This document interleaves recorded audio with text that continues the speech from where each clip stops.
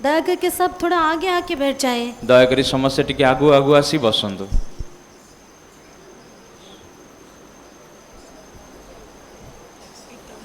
November മാസത്തിൽ ചെന്നൈയിലെ വാലിബ മുകാമുണ്ട്. அதற்கு எல்லா வாலிபர்களும் வந்து அந்த கூட்டத்தில் பங்கெடுத்து ஆசீர்வாதங்கள் பெற்றுக்கொள்ளுங்கள். और नवंबर महीने में चेन्नई में जवानों का शिविर है, कृपया सारे जवान लोग उसमें शामिल होकर आशीषों को प्राप्त करें। नवंबर मासरे हमर चेन्नई रे युवा पिला मानकर गोटे मीटिंग बा शिविर अछि, सेते समस्त युवा पिला मानक अनुरोध करूछु से मीटिंग रे जोग देई प्रमुखर आशीर्वाद प्राप्त करंतु। இந்த வருடத்திலே வாலிப முகாமின் தலைப்பு பரலோக அழைப்பு। और इस साल का जवानों का शिविर का शीर्षक है परमेश्वर के बुलाहट। ए वर्ष रे जो युवा पिला मानकर जो मुख्य विषय जो शिविर अछि सेटा अछि स्वर्गीय आह्वान। பரலோக அழைப்பு கேட்டபடி நமது வாலிபர்கள் ஜீவிக்க வேண்டியது அவசியம்। स्वर्गीय बुलाहट को सुनते ही उसके मुताबिक जीवन व्यतीत करना हमारे जवानों की आवश्यकता है। स्वर्गीय आह्वान अनुसार हमारे युवा पिला माने जीवन अतिबाहित करिबा आवश्यक अटे। பரிசுத்த பவுல் அவிதமாக ஜீவித்தபடியினால் அவருடைய முடிவு மிகவும் நல்லதாக காணப்பட்டது। और संत पौलुस इस प्रकार जीवन व्यतीत करने के कारण उसका अंतिम दिन बहुत ही उत्तम होकर दिखाई दिया। पवित्र पौल साधु पौल प्रकार जीवन अतिबाहित कर द्वारा तंगर जीवन शेष अवस्था बहुत ही सुंदर भल देखा गला। பெற்றோர்களும் உங்கள் பிள்ளைகளை அந்த பரலோக அழைப்புக்கு ஏற்றபடி வளர்த்துங்கள்। माता पिताएं अपने बच्चों को भी उस स्वर्गीय बुलाहट को जैसे वो प्राप्त करें उसके मुताबिक उनका पालन पोषण करें। माता पिता माने अपन पिला माने बस संतान मानको से स्वर्गीय आह्वान अनुसार पिला मानक गड़ई नियंतु। பிள்ளையாண்டவன் நடக்க வேண்டிய வழியில் அவனை நடத்த मुदिर वयदिलुम अदे विडादिरुपार। और बालक को उसके चलाने के मार्ग को शिक्षा दे तो अंत में वो उससे ना भटकेगा। बालक को तर गंतव्य मार्ग रे शिक्षा दियो ता द्वारा से आगु जायकी जे प्रकार विमुख बनाए। நமது விருப்பத்தின்படி நமது ஆக்கிரகத்தின்படி நாம் பிள்ளைகளை நடத்துகிறோம், அதனால தான் பிள்ளைகள் கெட்டு போகிறார்கள்। और हमारी चाहत और आग्रह के मुताबिक हमारे बच्चों को हम चलाते हैं, इसके कारण हमारे बच्चे लोग जो बिगड़ जाते हैं। हम निज आग्रह निज इच्छा अनुसार हम पिला मन को बड़े आसता हो सेतिवाई आजिकलियर पिला माने बहुत खराब हो जाउछन्ते। ஆனபடினால் கூடுமான அளவுக்கு இந்த பகுதியிலே வாலிபர்கள் சென்னையில் நடக்கிறதான வாலிப கூட்டத்துக்கு பங்கெடுக்க உற்சாகப்படுத்துங்கள், அனுப்புங்கள்। इसलिए इस इलाके में रहने वाले सारे जवानों को जवानों के शिविर में आके शामिल होने के लिए कृपया आप उन्हें उत्साहित करें। सेते युवा पिला मन को शिविर जे चेन्नई रे अनुष्ठित हो नवंबर मासरे दयाकरी समस्त पिला मन को आपण उत्साहित करंतु ताठरे जोग दबा पाए। कृपया இந்த வருடத்திலே ஒடிஷாவில் நம்முடைய சென்டர் கன்வென்ஷன் மிகவும் आशीर्वादமாக தேவன் இம்மட்டும் நடத்தினார்। और अनुग्रह के द्वारा परमेश्वर हमारे इस निकट के सम्मेलन को अभी तक आशीषमय करके दिया है। अनुग्रह ईश्वर प्रभु ई वर्षर सम्मेलन मध्य आजिर दिन पर्यंत प्रभु आशीर्वाद करी गाणिले। நீங்கள் பெற்ற அந்த தெய்வீக அபிஷேகத்தை விட்டு விடாமல் அபிஷேகத்திலே நிரம்பி அபிஷேகத்திலே நிலைத்திருந்து அபிஷேகத்தின்படி ஜீவிப்பீர்களானால் விழுந்த ஆவிகள் சாத்தான் ஒன்றுமே உனக்கு விரோதமாக क्रिया செய்ய முடியாது। अगर आप वो जो ईश्वरीय अभिषेक प्राप्त किए हैं उसके मुताबिक आप उसमें भरते हुए उसमें बने रहते हुए उसके अनुसार अगुवाई प्राप्त करते चलेंगे तो वो गिरे हुए शक्तियां जो दूत हैं वो आपके ऊपर प्रबल ना होगा। जो पवित्र आत्मा शक्ति अपन प्राप्त कले इस स्थान मध्ये प्राप्त कले जैसे पवित्र आत्मा पुनः प्रत्येक दिन तान जीवन अतिबाहित कले ताले कोनसी अंधकार शक्ति अपन विरोध रे प्रबल हो बनाए। நமக்கு ஒரு பெரிய தைரியம் உண்டு। हमारे लिए एक बड़ा हियाब है। हम पाखरे गोटे बड़ा साहस अछि। நமது படிப்போ நமது பணமோ நமது பலனோ நமது ஆரோக்கியமோ அதெல்லாம் நமது தைரியம்। हमारा पढ़ाई हमारी स्वास्थ्य या हमारा ज्ञान हमारा जो योग्यता है वो साहस का कारण नहीं है। हमारा पाठ हमारा धन हमारा बल हमारा आरोग्यता हमारा से ये साहस नुए। தேவனுடைய அபிஷேகம் என்னோடு இருக்கிறது। परमेश्वर का वो अभिषेक मेरे साथ है। प्रभुंकर अभिषेक मो संगर अछि। அந்த அபிஷேகத்தின்படி ஜீவித்தால் சாத்தான் உனக்கு விரோதமாக ஒன்றும் செய்ய முடியாது। ஆனபடியினால் வாக்குத்தத்த வசனம் சொல்லுகிறது உனக்கு விரோதமாக எழும்புகிற எந்த ஆயுதமும் வாய்க்காமல் போய்விடும். अगर उसके अभिषेक की परिपूर्णता से आप जीवन व्यतीत करोगे तो शैतान आपका कुछ भी हानि नहीं करेगा, क्योंकि उसका वायदा का वचन इस प्रकार कहता है, तेरे विरुद्ध में रचने वाले कोई भी हत्या सफल ना होगा। अभिषेक सहित पूर्ण हेले शैतान अपन विरोध कार्य करि परिबा नाही, सेति प्रतिज्ञार वाक्य ए प्रकार कहूछि, तुम विरोध उठिदवा कौनसी अस्त्र शस्त्र प्रबल हो नाही। இம்மட்டு நமது கூட்டங்களை எல்லாம் தேவன் பொறுப்பெடுத்து ஆசீர்வாதமாக நடத்தினபடியினால் கரங்களை உயர்த்தி நன்றியுடன் கர்த்தரே ஸ்தோத்திரம் பண்ணுவோம். अभी तक हमारी सारी सभाओं को प्रभु आशीष करके चला के आया है, इसलिए आए शुक्रगुजारी से हाथों को उठाते हुए तारीफ करेंगे। ए पर्यंत प्रभु हमर समस्त मीटिंग बजड़े छळेले आशीर्वाद कले, सेति पई समस्त कृतज्ञ हृदय पूर्ण करताली को आमे हस्त उत्तोलन करी प्रभु को धन्यवाद करिबा।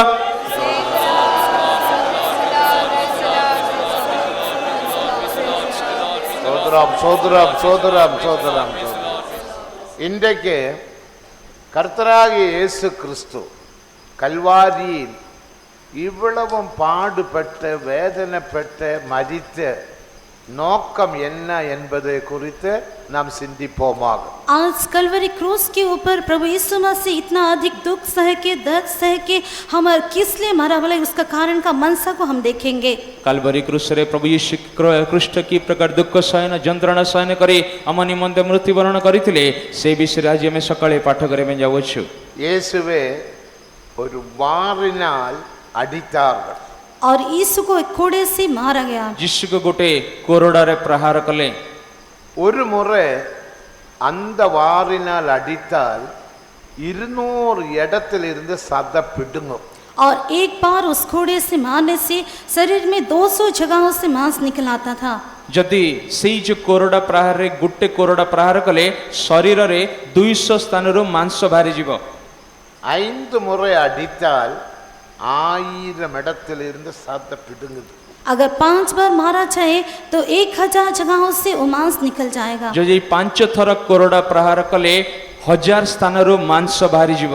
எத்தனை முறை அடித்தார்களோ தெரியாது, 40 முறை அடிக்கலாம், ஆனா எத்தனை முறை அடித்தார்களோ தெரியாது। कितने बार मारे हम नहीं जानते, 40 बार मार सकते हैं, लेकिन हमें नहीं पता कितने बार मारा गया। केते थरे मारिले हमें जानिनो, 40 थरे ही मारिथिबे, किंतु हमें जानिनो केते आउरी अधिक मारिले। இப்படி அடித்து அடித்து அடித்து 129 சங்கீதம் 3ஆம் வசனம் நிறைவேறி விட்டது। और इस प्रकार मार के भजन संहिता 129 का 3रा वचन पूरा हुआ। ए प्रकार जिसु को प्रहार करी गीत संगीता 129 ರ 3 ಪದ ಸಫಲ ಅಲ್ಲ। உழுகிறவர்கள் என் முதுகின் மேல் உழுது படைச்சாலுகளை நீளமாக்கினார்கள்। हल वालों ने मेरे पीठ के ऊपर हल चलाया और लंबी लंबी रेखाएं की। कृषक माने मो पृष्ठ देश रे हल बुलाइले, से मैंने लंब लंब सियार कले। இவ்விதமாக கொடூரமாக பாடுபட்டு வேதனைப்பட்டு சிலுவையில் மரித்த நோக்கம் என்ன? और इस प्रकार क्रूर रीति से दर्द से कि कष्ट से कि मरने का मनसा क्या है? ए प्रकार क्रूर भाव रे अनेक जंत्रणा अनेक कष्ट वहन करे यीशु ख्रीष्ट मृत्युवरण करिवार कोन आवश्यकता अछि? ஒரு பாவியை ரட்சிக்க இந்த அளவுக்கு பாடுபட வேண்டிய அவசியம் இல்லை। एक पापी को उद्धार करने के लिए इस हद तक कष्ट उठा के मरने की आवश्यकता नहीं है। गुट्टे पापी को रक्षा करिवा निमंते एते परिमाण रे कष्ट सहिवार दरकारी नाही। இல்ல வியாதியில் இருந்து விடுதலை, பலவீனத்தில் இருந்து விடுதலை, பலவிதமான பிரச்சனைகள் பிசாசினுடைய தொல்லைகள் இதிலிருந்து விடுதலையை பெற இந்த அளவுக்கு இயேசு பாடுபட வேண்டிய அவசியம் இல்லை। कोई बीमारी से या दुर्बलता से या शैतान की कोई सकत से छुटकारा प्राप्त करने के लिए यीशु को इस हद तक दुख उठा के मरने की आवश्यकता नहीं था। रोगରୁ मुक्त हवा निमंते, दुर्बलताରୁ मुक्त हवा निमंते, शैतान फांद जालରୁ मुक्त हवा निमंते एते परिमाण रे यीशु कष्ट सहन करिवार दरकारी नथिला। ஆனால் ஏன் அவர் இந்த அளவுக்கு பாடுபட்டு சிலுவையில் மரிக்க வேண்டும் என்ற நோக்கம் நாம் யாவரும் நன்றாக விளங்கிக் கொள்ள வேண்டும்। लेकिन इस हद तक दुख उठा के कलवरी क्रूस पर मरने का मनसा क्या है, इसके बारे में हम सबों का सही समझ रहना आवश्यक है। एते परिमाण रे क्रूर भाव रे दुख कष्ट जंत्रणा भोग करे यीशु ख्रीष्ट कल्वरी क्रूस रे मृत्युवरण करिवार उद्देश्य कोन हमें जानिबा आवश्यक अटे। ரட்சிப்பு, வியாதியிலிருந்து விடுதலை, நன்மையை பெற்றுக்கொள்வது, ബലവീനത്തിലിരുന്ന് വിടുതൽ, ഇവിധமான ആശീർവാദങ്ങൾ എല്ലാം ഒരു ബൈ പ്രൊഡക്റ്റ് മാതിരി தான். और उद्धार पाना, बल्कि रोगों से छुटकारा प्राप्त करना, दुर्बलताओं से छुटकारा प्राप्त करना, भलाइयों को प्राप्त करना एक बाई प्रोडक्ट की मानिद है। प्रार्थना उत्तर मिलिया, रोगर सुस्थता मिलिबा, दुर्बलता आपनको जीवन मिलिबा ଏବଂ ସମସ୍ତ ବନ୍ଧନରୁ ମୁକ୍ତ ମିଳିବା, ଏଟା ସବୁ ଗୋଟେ ବାଇ ପ୍ରଡକ୍ଟ ପରି ଅଟେ। யோபு 9 வருஷம் அல்ல 9 மாதம் மிகவும் கொடுமையான வியாதியினால் கஷ்டப்பட்டதாக வேதத்தில் வாசிக்கிறோம்। आयुब 9 महीने तक अत्यधिक भयंकर बीमारी से कष्ट उठाए बल्कि शास्त्र में हम पढ़ते हैं। ଆମେ ଧର୍ମଶାସ୍ତ୍ରରେ ପଢୁ ଆୟୁବ ବୋଲି ସାଧୁ ପ୍ରାୟ 9 ମାସ ଧରି ଅନେକ କଷ୍ଟ ଯନ୍ତ୍ରଣା ଦେଇ ଯାଉଥିଲେ। இயேசுவின் தழும்பு இல்லாமலே யோபு சுகமானார்। और यीशु का उघाव के बिना ही आयुब चंगा हो गया था। ଯୀଶୁଙ୍କର ପ୍ରହାର ବିନା ଆୟୁବ ସୁସ୍ଥ ଲାଭ କଲେ। பழைய ஏற்பாட்டு பரிசுத்தவான்கள் ரட்சிக்கப்பட்டார்கள், இயேசு கல்வாரியில் மரிக்கவில்லை। और पुराने नियम के संत उद्धार पाए, उस समय में यीशु कल्वरी क्रूस पर नहीं मरा था। ପୁରାତନ ନିୟମ ସାଧୁମାନେ ସେମାନେ ଉଦ୍ଧାର ପାଇବା ସମୟରେ ଯୀଶୁ ଖ୍ରୀଷ୍ଟ କାଲବରୀ କ୍ରୁସରେ ହତ ହୋଇ ନଥିଲେ। ஆனால் கல்வாரியில் இந்த அளவுக்கு பாடுபட்டு மரித்ததுக்கு ஒரு மேன்மையான நோக்கம் உண்டு। लेकिन इस सत्य कलवरी में दुख उठाते हुए मरने का एक खास श्रेष्ठ मनसा है। କିନ୍ତୁ ଏ କାଲବରୀରେ ଏତେ ପରିମାଣରେ କଷ୍ଟ ଯନ୍ତ୍ରଣା ସହି ମରିବାର ପ୍ରଭୁ ଯୀଶୁଙ୍କର ଗୋଟେ ଉଦ୍ଦେଶ୍ୟ ଅଛି। இனி நான் ஒரு உதாரணம் சொல்லுகிறேன், அதுக்கு பிறகு வசனத்தை வாசிப்போம்। पहले मैं एक आपको उदाहरण बताऊंगा, उसके बाद हम वचन को पढ़ेंगे। ପ୍ରଥମେ ମୁଁ ଗୋଟେ ଉଦାହରଣ କହିବି, ତାପରେ ଆମେ ବାକି ଆଡକୁ ଯିବା। உதாரணம் நீங்கள் விளங்கிக் கொள்ளும் போது உங்களுக்கு அந்த சத்தியம் விளங்கும்। जब इस उदाहरण को आप समझ लोगे तब आप सच्चाई को भी समझ पाओगे। ଉଦାହରଣ ବୁଝିଲେ ଆପଣ ସତ୍ୟତା ମଧ୍ୟ ବୁଝିପାରିବେ। நம்முடைய தேசத்தில் பல பெட்ரோல் ரிஃபைனரி ஃபேக்டரிகள் உண்டு। और हमारे देश में पेट्रोल को वो शुद्ध करने वाला कहीं फैक्ट्री कारखाना है। ଆମ ଦେଶରେ ପେଟ୍ରୋଲ ରିଫାଇନାରୀ ପରି ବା ପେଟ୍ରୋଲକୁ ଶୁଚି କରିବା ଅନେକ ଫ୍ୟାକ୍ଟରି ଅଛି। பீகார் பெகுசராய என்ற இடத்திலும் ஒரு ரிஃபைனரி फैक्ट्री உண்டு। और बेगूसराय में भी वो रिफाइनर फैक्ट्री भी है। ବିହାରରେ ବେଗୁସରାଇରେ ସେଠି ଗୋଟେ ମଧ୍ୟ ଅଏଲ ରିଫାଇନାରୀ ଅଛି। இந்த ரிஃபைனரியோட நோக்கம் என்ன?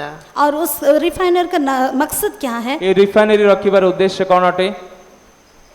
எதற்காக ரிஃபைனரி வைத்த क्रूड ऑयल கொண்டு வந்து சுத்திகரிக்கிறோம்? क्यों उसके अंदर हम ले आते हुए शुद्ध करते हैं? କାହିଁକି କ୍ରୁଡ ତେଲ ଆଣିକି ସେ ରିଫାଇନାରୀ ଆଣିକି ଶୁଚି କରନ୍ତି? நோக்கம் என்ன? उसका मकसद क्या ତାର है? ଉଦ୍ଦେଶ୍ୟ କ'ଣ?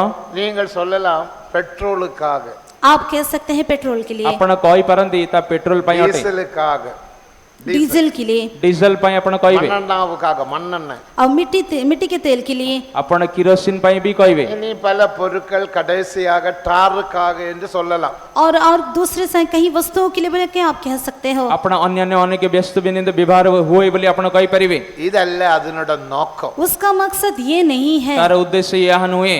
பெட்ரோல், டீசல், மண்ணெண்ணெய், கடைசியாக டார், இதெல்லாம் பை ப்ராடக்ட் தான்। पेट्रोल, डीजल, उसके बाद मिट्टी तेल, आखिरी में जो है பை ப்ராடக்ட்। ये सब बाय प्रोडक्ट। ஏதாவது ஒன்று சொல்லு। சொல்லு। पेट्रोल, डीजल ଏବଂ ଏ ପ୍ରକାର କିରାସିନ ତେଲ ଏବଂ ଟାର ଯୋଉ ପିଚୁ ପକାନ୍ତି ସେ ସମସ୍ତ ବିଷୟ ଯୋଉ ତିଆରି ହୋଇଥାଏ ଏ ସବୁ ଗୋଟେ ବାଇ ପ୍ରଡକ୍ଟ ଅଟେ। விளங்கிக் கொள்ளுங்க। ଆପଣ ବୁଝି ନିଅନ୍ତୁ। आप बुझ समझ लें। எதுக்காக இந்த ரிஃபைனரி வைத்திருக்கிறோம்? और किस लिए रिफाइनर रखा गया है? କାହିଁକି ଏ ରିଫାଇନାରୀ ରଖାଯାଇଛି? அதோட மேன்மையான நோக்கம் வைட் பெட்ரோல் இல்லைங்கில் ஏவியேஷன் ஸ்பிரிட், விமானத்துக்குள்ள அந்த ஆயில் அல்லது பெட்ரோல்। और उसका मकसद ये है कि हवाई जहाज के लिए जो पेट्रोल इस्तेमाल किया जाता है वो जैसे प्राप्त हो। जे प्रकार ଏବେ ତାର ମୁଖ୍ୟ ଉଦ୍ଦେଶ୍ୟ ଅଟେ ତାଙ୍କର ବିମାନରେ ଯୋଉ ଉଡ଼ାଜାହାଜରେ ଯୋଉ ଏଭିଏସନ ଯୋଉ ପେଟ୍ରୋଲ ଯୋଉ ପଡ଼େ ସେ ତା ତିଆରି କରିବା ପାଇଁ அந்த பெட்ரோலுக்கு பேரு தான் வைட் பெட்ரோல்। और उसके नाम है व्हाइट पेट्रोल। ତା ସେ ଉଡ଼ାଜାହାଜରେ ଯୋଉ ପେଟ୍ରୋଲ ତାକୁ ବାଇ ପେଟ୍ରୋଲ ବୋଲି କୁହାଯାଏ। வைட் பெட்ரோல் சொன்னால் அர்த்தம் என்ன? और सफेद पेट्रोल का अर्थ क्या है? ତାର ସେ ହ୍ୱାଇଟ ବା ଧଳା ପେଟ୍ରୋଲ ଅର୍ଥ କ'ଣ ଅଟେ? நாம் பாவிக்கிற பெட்ரோலிலும் டீசலிலும் மண்ணெண்ணெயிலும் தண்ணீரின் அம்சம் உண்டு। हम जो इस्तेमाल करते हैं पेट्रोल, केरोसिन या मिट्टी का तेल, उसमें पानी का या जल का अंश है। ଆମେ ଯୋଉ ପେଟ୍ରୋଲ, ଡିଜେଲ, କିରାସିନ ବ୍ୟବହାର କରୁଛୁ ତା ଠାରେ ତେଲର କିଛି ଭାଗ ଅଛି। விமானத்தில் பாவிக்கிற அந்த பெட்ரோலிலே தண்ணீரின் அம்சம் இல்லை. लेकिन हवाई जहाज में जो पेट्रोल का इस्तेमाल किया जाता है उसमें किसी प्रकार का पानी का आवश्यक नहीं है। କିନ୍ତୁ ଉଡ଼ାଜାହାଜରେ ଯୋଉ ପେଟ୍ରୋଲ ପଡେ ତାଠାରେ କୌଣସି ପାଣିର ଅଂଶ ନାହିଁ। அதில் தண்ணீரின் அம்சம் இருந்தால் अगर उसमें पानी का अंश रहेगा ଯଦି तो ତାଠାରେ ପାଣିର କିଛି ଅଂଶ ଥାଏ விமானம் வளர உயரத்தில் பறக்க முடியாது. हवाई जहाज ऊंचे में उड़ नहीं सकता। ସେ ଉଡ଼ାଜାହାଜ ଉଚ୍ଚ ଦୃଷ୍ଟି ଉଡ଼ି ପାରିବ ନାହିଁ। 35,000 அடி உயரத்தில் பறக்கும் போது और 35,000 ऊपर उड़ने के समय में 35,000 फुट ଉପରକୁ ଉଡ଼ିବା ସମୟରେ அங்க -50 தான் நம்முடைய அட்மாஸ்பியர், और वहाँ पर ஐஸ் போல உள்ள இடம். और -50 डिग्री में ही हमारा जो एटमॉस्फेयर है। ଆମର ଯୋଉ ସେଇ ସ୍ଥାନରେ ଯୋଉ ବାୟୁମଣ୍ଡଳ ଅଛି -50 डिग्री ଏ ପ୍ରକାର ବରଫ ଅଞ୍ଚଳରେ ଅଛି। அந்த குளிரினால பெட்ரோலில் காணப்படுகிற தண்ணீர் ஐஸ் கட்டியாக மாறிவிடும். और वहाँ जो ठंड की पाया जाता है उसके कारण पेट्रोल के अंदर जो पानी का अंश रहेगा वो आइस बर्फ में बदल जाता है। ସେଇ ସମୟରେ ଯୋଉ ଆକାଶମଣ୍ଡଳ ଥିବା ଯୋଉ ତେଲ ପାଣିର ଅଂଶ ଦ୍ୱାରା ସେ ପେଟ୍ରୋଲରେ ମିଶି ଯାଇକି ବରଫ ହେଇଯିବ। ஐஸ் கட்டியானால் அதனுடைய நாசியிலூടെ பெட்ரோல் போக முடியாத அடைப்புண்டாகும். अगर वो बर्फ हो जाएगा तो उसमें नास में जो है पेट्रोल नहीं जा सकता, वह रुक जाएगा। ଯଦି ସେ ପାଣି ଅଂଶ ରହିକି ଯଦି ବରଫ ହେଇଯିବ ତାର ଯେ ଟ୍ୟୁବରେ ପାଇପରେ ସେ ଆଉ ପେଟ୍ରୋଲ ଯିବ ନାହିଁ। அப்போது பெட்ரோல் சப்ளை கிடைக்காததினால் ஃப்ளைட் அங்கேயே கீழே விழக்கூடும். और पेट्रोल का सही वहाँ पर नहीं जाने के कारण फ्लाइट वहाँ पर गिर सकता है और रुक जा सकता ତା है। ଦ୍ୱାରା କ'ଣ ହୋଇଥାଏ ଯଦି ପେଟ୍ରୋଲ ଠିକ ଭାବରେ ସପ୍ଲାଇ ନ ହୁଏ ବିମାନ ସେଇ ଜାଗାରେ ରହିଯିବ ଏବଂ ସେଇଠି ପଡ଼ିଯିବ। அந்த ஃப்ளைட் இவ்விதமான உயரத்தில் பறக்க வேண்டுமானால் தண்ணீர் அம்சமில்லாத பெட்ரோல், அதாவது ஒயிட் பெட்ரோல், ஏவியேஷன் ஸ்பிரிட் தேவையாக காணப்படுகிறது. अगर उस हवाई जहाज को इतनी ऊंची में उड़ना है तो वहाँ पानी की रहित या व्हाइट पेट्रोल की आवश्यकता है। ସେ ଉଡ଼ାଜାହାଜକୁ ଏତେ ଉଚ୍ଚ ସ୍ଥିତିରେ ଉଡ଼ିବା ନିମନ୍ତେ ତାକୁ ସେ ଧଳା ପେଟ୍ରୋଲ ବା ଏଭିଏସନ ସ୍ପିରିଟ୍ ତାକୁ ଦରକାର ଅଟେ। இதே போல उसी प्रकार ସେଇ ପ୍ରକାରେ கல்வாரியின் மூலமாக ஒரு ஒயிட் பரிசுத்தவான்கள் உருவாக்கப்பட வேண்டும். कलवरी के जरिए एक श्वेत या पवित्र लोग रचाया जाना चाहिए। କାଲବାରୀ କ୍ରୁଶ ଦ୍ୱାରା ଗୋଟେ ଶୁଭ୍ର ବା ଧଳା ପବିତ୍ର ଲୋକମାନେ ଉତ୍ପନ୍ନ ହେବା ଆବଶ୍ୟକ। ஒயிட் பரிசுத்தவான்கள், श्वेत पवित्र लोग। ଶୁଭ୍ର ପବିତ୍ର ଲୋକମାନେ। ஒயிட் என்று சொன்னால் அர்த்தம் என்ன? सफेद कहने से उसका अर्थ क्या है? ଶୁଭ୍ର ବା ସଫା ରଙ୍ଗ ବୋଲି କହିଲେ କ'ଣ? நம்முடைய தேசத்தில் ஒயிட் மணி, பிளாக் மணி என்று ரெண்டு மணி உண்டு. और कई जगहों में हम देखते हैं व्हाइट मनी और ब्लैक मनी। ଅନେକ ସ୍ଥାନରେ ଧଳା ଟଙ୍କା କଳା ଟଙ୍କା ଆମେ ଦେଖୁଛୁ। ஒயிட் மணி என்று சொன்னா டாக்ஸ் கட்டின மணி. और सफेद धन जो कहते हैं वो टैक्स बांधते हैं उसको दिखाता है। ଧଳା ଟଙ୍କା ଇଆ ଅଟେ ଆପଣ ଯୋଉ ଟ୍ୟାକ୍ସ ବାନ୍ଧିଛନ୍ତି ତାର ପଇସା। பிளாக் மணி என்று சொன்னா டாக்ஸ் கட்டாத மணி. और काला धन कहने से वो जो टैक्स नहीं बंधा जाता उस प्रकार के रुपयों को ସେ दिखाता କଳା है। ଧନ ବୋଲି କହିଲେ ଯୋଉ ଧନର ଆପଣ ଟ୍ୟାକ୍ସ ବାନ୍ଧନ୍ତି ନାହିଁ। இதே போல इसी प्रकार এই ପ୍ରକାରରେ கல்வாரியின் மூலமாக எபேசியர் 5ஆம் அதிகாரம் 27ஆம் வசனத்தின்படி கர தீர முதலானது ஒன்றுமில்லாமல் பிழையற்ற மகிமையுள்ள சபை உருவாக்கப்பட வேண்டும். இதற்காக இயேசு தம்மே தாமே ஒப்பு கொடுத்தார் என்று அந்த வசனத்தில் வாசிக்கிறோம். और इफिसियों 5 का 27 वचन के आधार पर और उसे ऐसे एक तेजस्वी कलीसिया बनाकर अपने पास खड़ी करे जिसमें ना कलंक ना झुरी ना कोई और ऐसी वस्तु हो वरन पवित्र और निर्दोष हो। इसी के लिए ही मसीह ने अपने आप को दे दिया। एफिसी पत्री 5:27 पद अनुଯାୟୀ ଯେପରି ମଣ୍ଡଳୀ ନିଷ୍କଳ ନିଖୁନ୍ତ ଓ ସମସ୍ତ ପ୍ରକାର ଦୋଷ ରହିତ ହେ ପବିତ୍ର ଅନିନ୍ଦନ ହୁଏ ସେଥିପାଇଁ ଯୀଶୁ ଖ୍ରୀଷ୍ଟ ନିଜ ଜୀବନକୁ ଉତ୍ସର୍ଗ କଲେ। நம்முடைய ஜீவியத்தில், நம்முடைய மனதில், ஆத்மாவில், இந்த சரீரத்தில் கர தீர முதலானது ஒன்றுமில்லாமல் நாம பிழையற்ற மகிமையுள்ள சபையாக மாற்றப்பட வேண்டும்.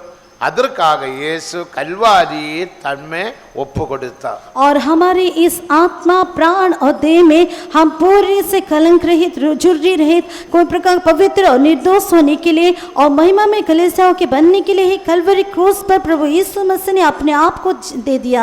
ଆମର ଜୀବନ ଆତ୍ମା ମନ ଶରୀରରେ ଆମେ ସମ୍ପୂର୍ଣ୍ଣ ଭାବରେ ନିଷ୍କଳଙ୍କ ନିଖୁନ୍ତ ଏବଂ ଦୋଷ ରହିତ ପବିତ୍ର ଅନିନ୍ଦନ ହେବା ନିମନ୍ତେ ଏବଂ ମଣ୍ଡଳୀ ଉପସ୍ଥାପିତ ହେବା ନିମନ୍ତେ ପ୍ରଭୁ ଯୀଶୁ ଖ୍ରୀଷ୍ଟ କାଲବାରୀ କ୍ରୁସରେ ଜୀବନ ସେମାନଙ୍କୁ ପ୍ରଦାନ କଲେ। இப்படிப்பட்ட பரிசுத்தவான்களுக்கு பலவிதமான பேர்கள் வேதத்தில் நாம் பார்க்கின்றோம். और इस प्रकार के संतों को शास्त्र में कई प्रकार का नाम दिया गया है, वो हम देखते हैं। ଏ ପ୍ରକାର ପବିତ୍ର ଲୋକମାନେ ନିମନ୍ତେ ଧର୍ମଶାସ୍ତ୍ରରେ ତାଙ୍କୁ ବିଭିନ୍ନ ନାମ ଦିଆଯାଇଛି ଆମେ ଦେଖୁଅଛୁ। அதில் ஒரு பேரு தான் எசையா 53ஆம் அதிகாரம் 10ஆம் வசனத்தில் வாசிக்கும் போது சந்ததி என்று நாம் வாசிக்கிறோம். और उसके बीच में एक नाम ये है, इससे 53 अध्याय का 10 वचन में संतति बोल के हम नाम को देखते हैं। जिससे 53 पर्व 10 पद अनुଯାୟୀ ସାୟାଦର ଗୋଟେ ବିଷୟ ଦେଖୁଛୁ, ସେଇଟା ହେଉଛି ସହଭାଗିତା। இவர்களுக்கு வேதத்தில் 26 விதமான பெயர்கள் கொடுக்கப்பட்டிருக்கு. और इन लोगों को शास्त्र में 26 नाम दिए गए हैं। ଆଙ୍କ ନିମନ୍ତେ ଧର୍ମଶାସ୍ତ୍ରରେ 26ଟି ନାମ ଦିଆଯାଇଅଛି। இந்த பெயர்கள் எல்லாம் நாம காரணங்களுள்ள பெயர்கள். और ये सारे नाम जो है उनका कुछ कारण भी है। ଏବଂ ଏ ଦ୍ୱାରା ତାଙ୍କ ଦ୍ୱାରା ତାଙ୍କ ନାମ ସକାଶେ କିଛି କିଛି କାରଣ ମଧ୍ୟ ଅଛି। பெயருக்கெல்லாம் ஒரு அர்த்தம் உண்டு. और उस सारे नामों को एक अर्थ भी है। ସେ ସବୁ ନାମ ପାଇଁ ଗୋଟେ ଅର୍ଥ ମଧ୍ୟ ରହିଅଛି। ஒருவன் ஒரு வியாபாரம் செய்தால் அவனுக்கு ஒரு பெயர் உண்டு. ஆனா அவனை வியாபாரி என்று நாம் கூப்பிடுகிறோம். வியாபாரி என்று சொன்னால் அவனுடைய தொழிலை வெளிப்படுத்துகிற பெயர். अगर एक जन कोई व्यवसाय करता है तो उसका नाम भी है, लेकिन वो व्यवसाय करने के कारण हम उसको व्यवसायी कहते हैं और उसका नाम ये है। ଆମେ ଯେତେବେଳେ ବ୍ୟବସାୟୀ ମାନଙ୍କୁ ଦେଖୁ ସେମାନେ ବିଭିନ୍ନ ବ୍ୟବସାୟ କରିଥାନ୍ତି, ତା ପାଇଁ ବିଭିନ୍ନ ନାମ ଅଛି, କିନ୍ତୁ ଯେ ସେ ବ୍ୟବସାୟ କରେ ଆମେ ତାକୁ ବ୍ୟବସାୟୀ ବୋଲି କହିଥାଉ। ஒருவனை வாத்தியார் என்று கூப்பிட்டால் அவன் வாத்தியார் சொல்லி கொடுக்கிற தொழிலை அவன் செய்கிறான். अगर एक जन को शिक्षक है, मास्टर कहते हैं, तो वो जो सिखाता है उसके अनुसार, उसके काम के अनुसार उसका नाम है। ଯଦି ଆମେ ଜଣକୁ ଶିକ୍ଷକ ବୋଲି କହିଥାଉ ତାହେଲେ ସେ ଯୋଉ କ୍ଷେତ୍ରରେ କାର୍ଯ୍ୟ କରୁଛନ୍ତି ତା ଅନୁଯାୟୀ ତାଙ୍କ ନାମ ଦିଆଯାଇଛି ବୋଲି ଆମେ ଜାଣୁ। அப்ப வியாபாரி அல்லங்கள் வியாபாரி என்றும் வாத்தியார் என்றும் டாக்டர் என்றும் இவ்விதமான பெயர்கள் எல்லாம் நாம காரண பெயர்கள் தான்। और इस प्रकार शिक्षक या कोई प्रकार व्यवसायी या डॉक्टर जो कहते हैं उनके काम के अनुसार उनका नाम दिया जाता है। ଏ ପ୍ରକାର ଜଣେ ବ୍ୟବସାୟୀ ହଉ, ଶିକ୍ଷକ ହଉ କି ବୈଦ୍ୟ ହଉ, ତାଙ୍କର କାମ ବା କର୍ମ କ୍ଷେତ୍ର ଅନୁଯାୟୀ ଆମେ ତାଙ୍କ ନାମ ଡାକିଥାଉ। இப்ப எங்களை ஊழியர்கள் என்று கூப்பிடுகிறார். अभी वरदान देखिए, हमें सेवक बोल के बुलाते हैं। ଦେଖନ୍ତୁ ଆମମାନଙ୍କୁ ସେବକ ବୋଲି ଆପଣ ଡାକୁଅଛନ୍ତି। நாங்கள் கர்த்தருக்கு ஊழியம் செய்கிறோம், சேவை செய்கிறோம். कारण उसका कारण यह है कि हम परमेश्वर की सेवा करते हैं। ତାର କାରଣ ଏହା ଅଟେ ଆମେ ଈଶ୍ୱରଙ୍କ ସେବା କରୁଅଛୁ। உங்களை விசுவாசிகள் என்று கூப்பிடுகிறார். और आपको विश्वासी कहते हैं। ଏବଂ ଆପଣମାନଙ୍କୁ ବିଶ୍ୱାସୀ ବୋଲି କୁହାଯାଏ। இதை என் விசுவாசி. ये हमारा विश्वासी है। ଏମାନେ ଆମର ବିଶ୍ୱାସୀ ଅଟନ୍ତି। காரணம் நீங்கள் வேதத்தின் மேல் விசுவாசம் வைத்து அந்த விசுவாசத்தில் ஜீவிக்கிறீர்கள். उसका कारण ये है कि आप शास्त्र के ऊपर विश्वास रखते हुए उस विश्वास के अनुसार जीवन व्यतीत कर रहे ତାର हैं। ଅର୍ଥ ଏହା ଅଟେ ଆପଣ ଧର୍ମଶାସ୍ତ୍ର ଉପରେ ବିଶ୍ୱାସ କରି ବିଶ୍ୱାସରେ ଜୀବନ ଅତିବାହିତ କରୁଛନ୍ତି। இதே போல उसी प्रकार এই ପ୍ରକାରେ மணவாட்டிக்கு அல்லங்கில் பிழையற்ற சபைக்கு பல பெயர்கள் கொடுக்கப்பட்டிருக்கிறது. दुल्हन को या तेजस्वी कलीसिया से जो कलंक रही थी उसको भी कई प्रकार के नाम दिया गया है। এই ପ୍ରକାରको ଈଶ୍ୱରଙ୍କ ମଣ୍ଡଳୀ କନ୍ୟା ନିମନ୍ତେ ତାଙ୍କୁ ମଧ୍ୟ ଅନେକ ନାମ ଦିଆଯାଇଛି। ஒரு பேரு தான் சந்ததி. और उसमें एक नाम है वंश। ତାର ଗୋଟେ ନାମ ହେଉଛି ସଂଗତି। எசையா 53ஆம் அதிகாரம் 10ஆம் வசனத்தில் நாம் வாசிக்கிறோம். यशायाह 53 अध्याय का 10 वचन में हम इसके बारे में पढ़ते हैं। जिससे 53 पर्व 10 पदରେ ଆମେ ପଢୁଅଛୁ। வாசி ପଢନ୍ତୁ। तथापि ताहाको चूर्ण करने सदाप्रभुंकर अभिमत है, से ताहाको दुखग्रस्त करियछंती। तुमे ताहाको प्राण को पापार्थक बलि कले, से आपणा वंश देखिबे, से दीर्घायु हेबे और ताहाको हस्ते सदाप्रभुंकर इष्ट सिद्ध हेब। அவருடைய ஆத்துமா தன்னை குற்ற நிவாரண பலியாக ஒப்பு கொடுக்கும் போது அவர் தமது சந்ததியை கண்டு நீடித்த நாளாய் இருப்பார். கர்த்தருக்கு சித்தமானது அவர் கையினால் வாய்க்கும் என்று நாம் வாசிக்கிறோம். जब तो उसका प्राण दोष वाली करे तब वो अपने वंश को देखने पाएगा, वो बहुत दिन जीवित रहेगा, उसके हाथ से यहोवा की इच्छा पूरी हो जाएगी। वो कि यहाँ पर हम पढ़ते हैं, तुमे तांको प्राण को पापार्थक बलि कले, से आपन वंश देखिबे, से दीर्घायु हेबे एवं तांको हस्तरे सदा प्रभुंकर इष्ट सिद्ध हब। கல்வாரியில் இவ்விதமாக பயங்கரமான பாடுகளை பெற்றார், வேதனை பெற்றார். और कलवरी में इस प्रकार अत्यधिक दर्द और कष्ट को उसने सहन किया। काल्वरी क्रूसरे यीशु ख्रीष्ट अनेक कष्ट अनेक यंत्रणा सहन कले। இதே போல உலகத்தில் எந்த மனுஷனும் இவ்விதமாக பாடுபட்டு வேதனைப்பட்ட மனிதர் இல்லை. संसार में कोई भी मनुष्य इस प्रकार का कष्ट सहा या दुख सहा बल्कि नहीं है. जगतरे ए प्रकार कौनसी व्यक्ति नाही जे जिसुंग पर ए प्रकार कष्ट यंत्रणा सहन कले. கல்வாரியில் அவர் 7 வார்த்தையை சொல்லி 6 வார்த்தையை முடித்த வேளையில் அவர் அந்த சந்ததியை கண்டார். और कलवरी के क्रूस के ऊपर उसने 7 लफ्ज के, उसमें 6 लफ्ज पूरा होने के बाद वो उस वंश को देख पाया. काल्वरी क्रूसरे थाई यीशु ख्रीष्ट 7टी शेष कथा कहितले, 6टी शेष कथा कहिला परे सप्तम कया परिवरो से तंगर वंश देखिले. சந்ததியை அவர் பார்த்த வேளையில் பிதாவே என்னுடைய ஆவியை உம்மது கரத்தில் ஒப்படைக்கிறேன் என்று சொல்லி ஒப்படைத்தார். और वंश को जब उसने देखा तब हे पिता मैं अपने प्राण को तेरे हाथ में सौंपता हूं कहते हुए उसने सौंप दी. जेतेबेले तंग वंश देखिले सेतेबेले यीशु कहले हे पिता मोर आत्मा तुम निकट समर्पण करूछि. ஆனால் தன் கடைசி வார்த்தையாக எல்லாம் முடிந்தது என்று அவர் சொன்னார். इसलिए आखिरी में सब कुछ समाप्त हुआ बोल के उसने कहा. सेतिमाय यीशुंगर क्रूसरे शेष कथा होछि सब किछ समाप्त होई अछि. இந்த சந்ததிக்காக நான் இந்த அளவுக்கு பாடுபட்டேன். और इस वंश को उत्पन्न करने के लिए मैं इस हद तक दुख सहा है. ए वंश को देखिबा निमंते मो एते परिमाण रे कष्ट सहन कले. இந்த சந்ததி எப்படிப்பட்ட சந்ததி? और ये वो वंश है वो किस प्रकार का वंश है? ए जो वंश की प्रकार वंश अटे. மலாக்கி 2ஆம் அதிகாரம் 15ஆம் வசனத்தை நாம் வாசிக்கும் பொழுது मलाकी 2 अध्याय का 15 वचन को हम पढ़ने के समय में मलाकी पुस्तक 2:15 पढ़िया समय அவன் ஒருவனை அல்லவா படைத்தார், அவனில் ஆவி பரிபூர்ணமாய் இருந்தது, பின்ன ஏன் ஒருவனை படைக்க வேண்டும்? பக்தியுள்ள சந்ததி பெரும்படித்தானே. क्या उसने एक ही को नहीं बनाया जबकि और आत्मा उसके पास थी, और एक ही को क्यों बनाया? इसलिए कि वो परमेश्वर के योग्य संतान चाहता है. पुनी तांगोटरे आत्मार अवशिष्टांश थिले हैं से के एक न कले और काहे के एक कले से ईश्वरन के वंशर चेष्टा कले. அவன் ஒருவனை அல்லவா படைத்தார், उसने एक ही को नहीं बनाया से एक को न कले, அவரில் ஆவி பரிபூர்ணமாய் இருந்தது, जबकि और आत्माएं उसके पास थी, और ये आत्मा रे से पूर्ण हईथिले. கோடா கோடியாக தூதர்களை சிருஷ்டித்தார். और करोड़ों दूतों को उसने सृजा. ईश्वर कोटि कोटि दूतमान को सृष्टि करिथिले. ஆனால் மனுஷனை ஒருவனாக தேவன் படைத்தார். लेकिन मनुष्य को एक करके परमेश्वर ने रचा. किंतु मनुष्य को एक मनुष्य परिरचना कले. ஏன் ஒருவனை படைக்க வேண்டும்? क्यों उस एक को उसने बनाया रचा? काहे की से जन को सृष्टि कले. பக்தியுள்ள சந்ததியே பெரும்படித்தானே. और उसके योग्य संतान पाने के लिए. तंगर विश्वास जनक संतान प्राप्त करिबा निमंते பக்தியுள்ள சந்ததியே பெற வேண்டும். और भक्ति व उसके योग्य संतान प्राप्त करने के लिए. से भक्ति रे योग्य संतान प्राप्त करिबा निमंते அதற்கென்று தேவன் ஆதாமை உருவாக்கினாலும் கூட और उसके लिए परमेश्वर ने आदम को रचने के बावजूद भी से इतिबाय प्रभु आदम को सृष्टि कले परे मध्य ஆதாம் அந்த நோக்கத்திலிருந்து அவன் அவன் கீழே தள்ளப்பட்டான். और आदम उस मंच से गिर पड़ा. किंतु आदम से ईश्वर उद्देश्य रो पतित होई गला. அதற்கு பதிலாக அதே ஆதாமின் இடத்தில் கடைசி ஆதாமாகிய இயேசு கிறிஸ்து வெளிப்பட்டார். और उसके बदले में वही आदम के रूप में अंतिम आदम यीशु मसीह प्रकट हुआ. से आदम रा प्रथम आदम रा परिवर्तरे जुग शेष समरे शेष आदम यीशु ख्रीष्ट प्रकाशित हैले. பிசாசானவன் தேவ நோக்கத்திலிருந்து ஆதாமினை தள்ளினாலும் கூட தேவ நோக்கத்திலிருந்து தேவனை தள்ள பிசாசுக்கு முடியாமல் போய்விட்டது. शैतान परमेश्वर के मकसद के विरोध में आदम को ढकेल दिया है, लेकिन उसको यीशु मसीह को बस जो अंतिम आदम है उसको ढकेल नहीं सका. शैतान जो ईश्वर सृष्टि कले मनुष्य को जो उद्देश्य रो ताको पतित कले मध्य ईश्वर को तंग पुत्र रो उद्देश्य रो पतन करी पारिले नाही. ஆண்டவர் சொன்னார், நான் சொன்னேன் சொன்னபடி செய்வேன். और परमेश्वर ने कहा जो मैं कहा है सो ही करूंगा. परमेश्वर कहउछने मु जा कहउछि ताहा ही करिबी.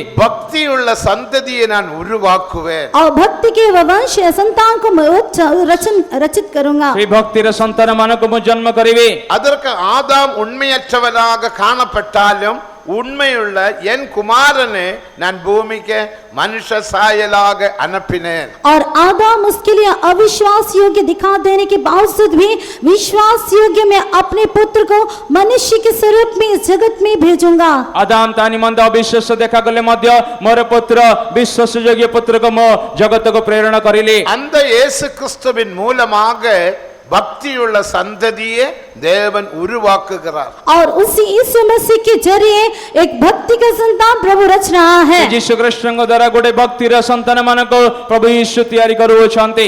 பக்தியுள்ள சந்ததி, பக்தி என்று சொன்னால் அர்த்தம் என்ன? भक्ति का अर्थ क्या है? ଭକ୍ତି ବୋଲି କହିଲେ ତାର ଅର୍ଥ କ'ଣ ଅଟେ?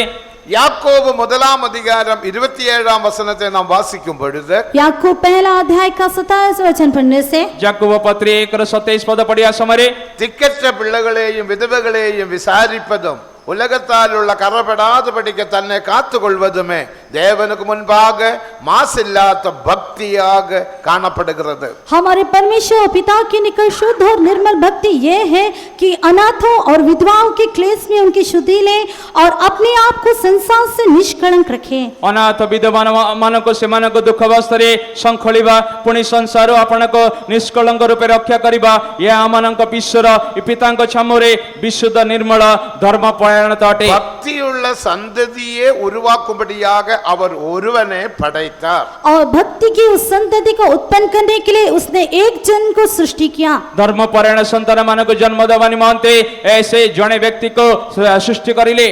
பக்தியுள்ள சந்ததி என்பது உலகத்தால் உள்ள கரப்படாதபடிக்க தன்னை காத்து கொள்வது, உண்மையான சுத்தமான தேவனுக்கு முன்பாக மாசில்லாத भक्तियाग காணப்படுகிறது. और भक्ति का वो संतति वंश कहने से अपने आप को संसार से निष्कलंक रखे और हमारे परमेश्वर पिता के निकट शुद्ध और निर्मल रहने को दिखाता है. धर्म परिणत व्यक्ति बोली कहले से जगतर कोनसी मलिनतर निजको मलिन करिनाय से ईश्वरଙ୍କ पुत्रଙ୍କ दृष्टिरे निष्कलंक निर्दोष भाବରେ जीवनको रक्षा गरिएछि.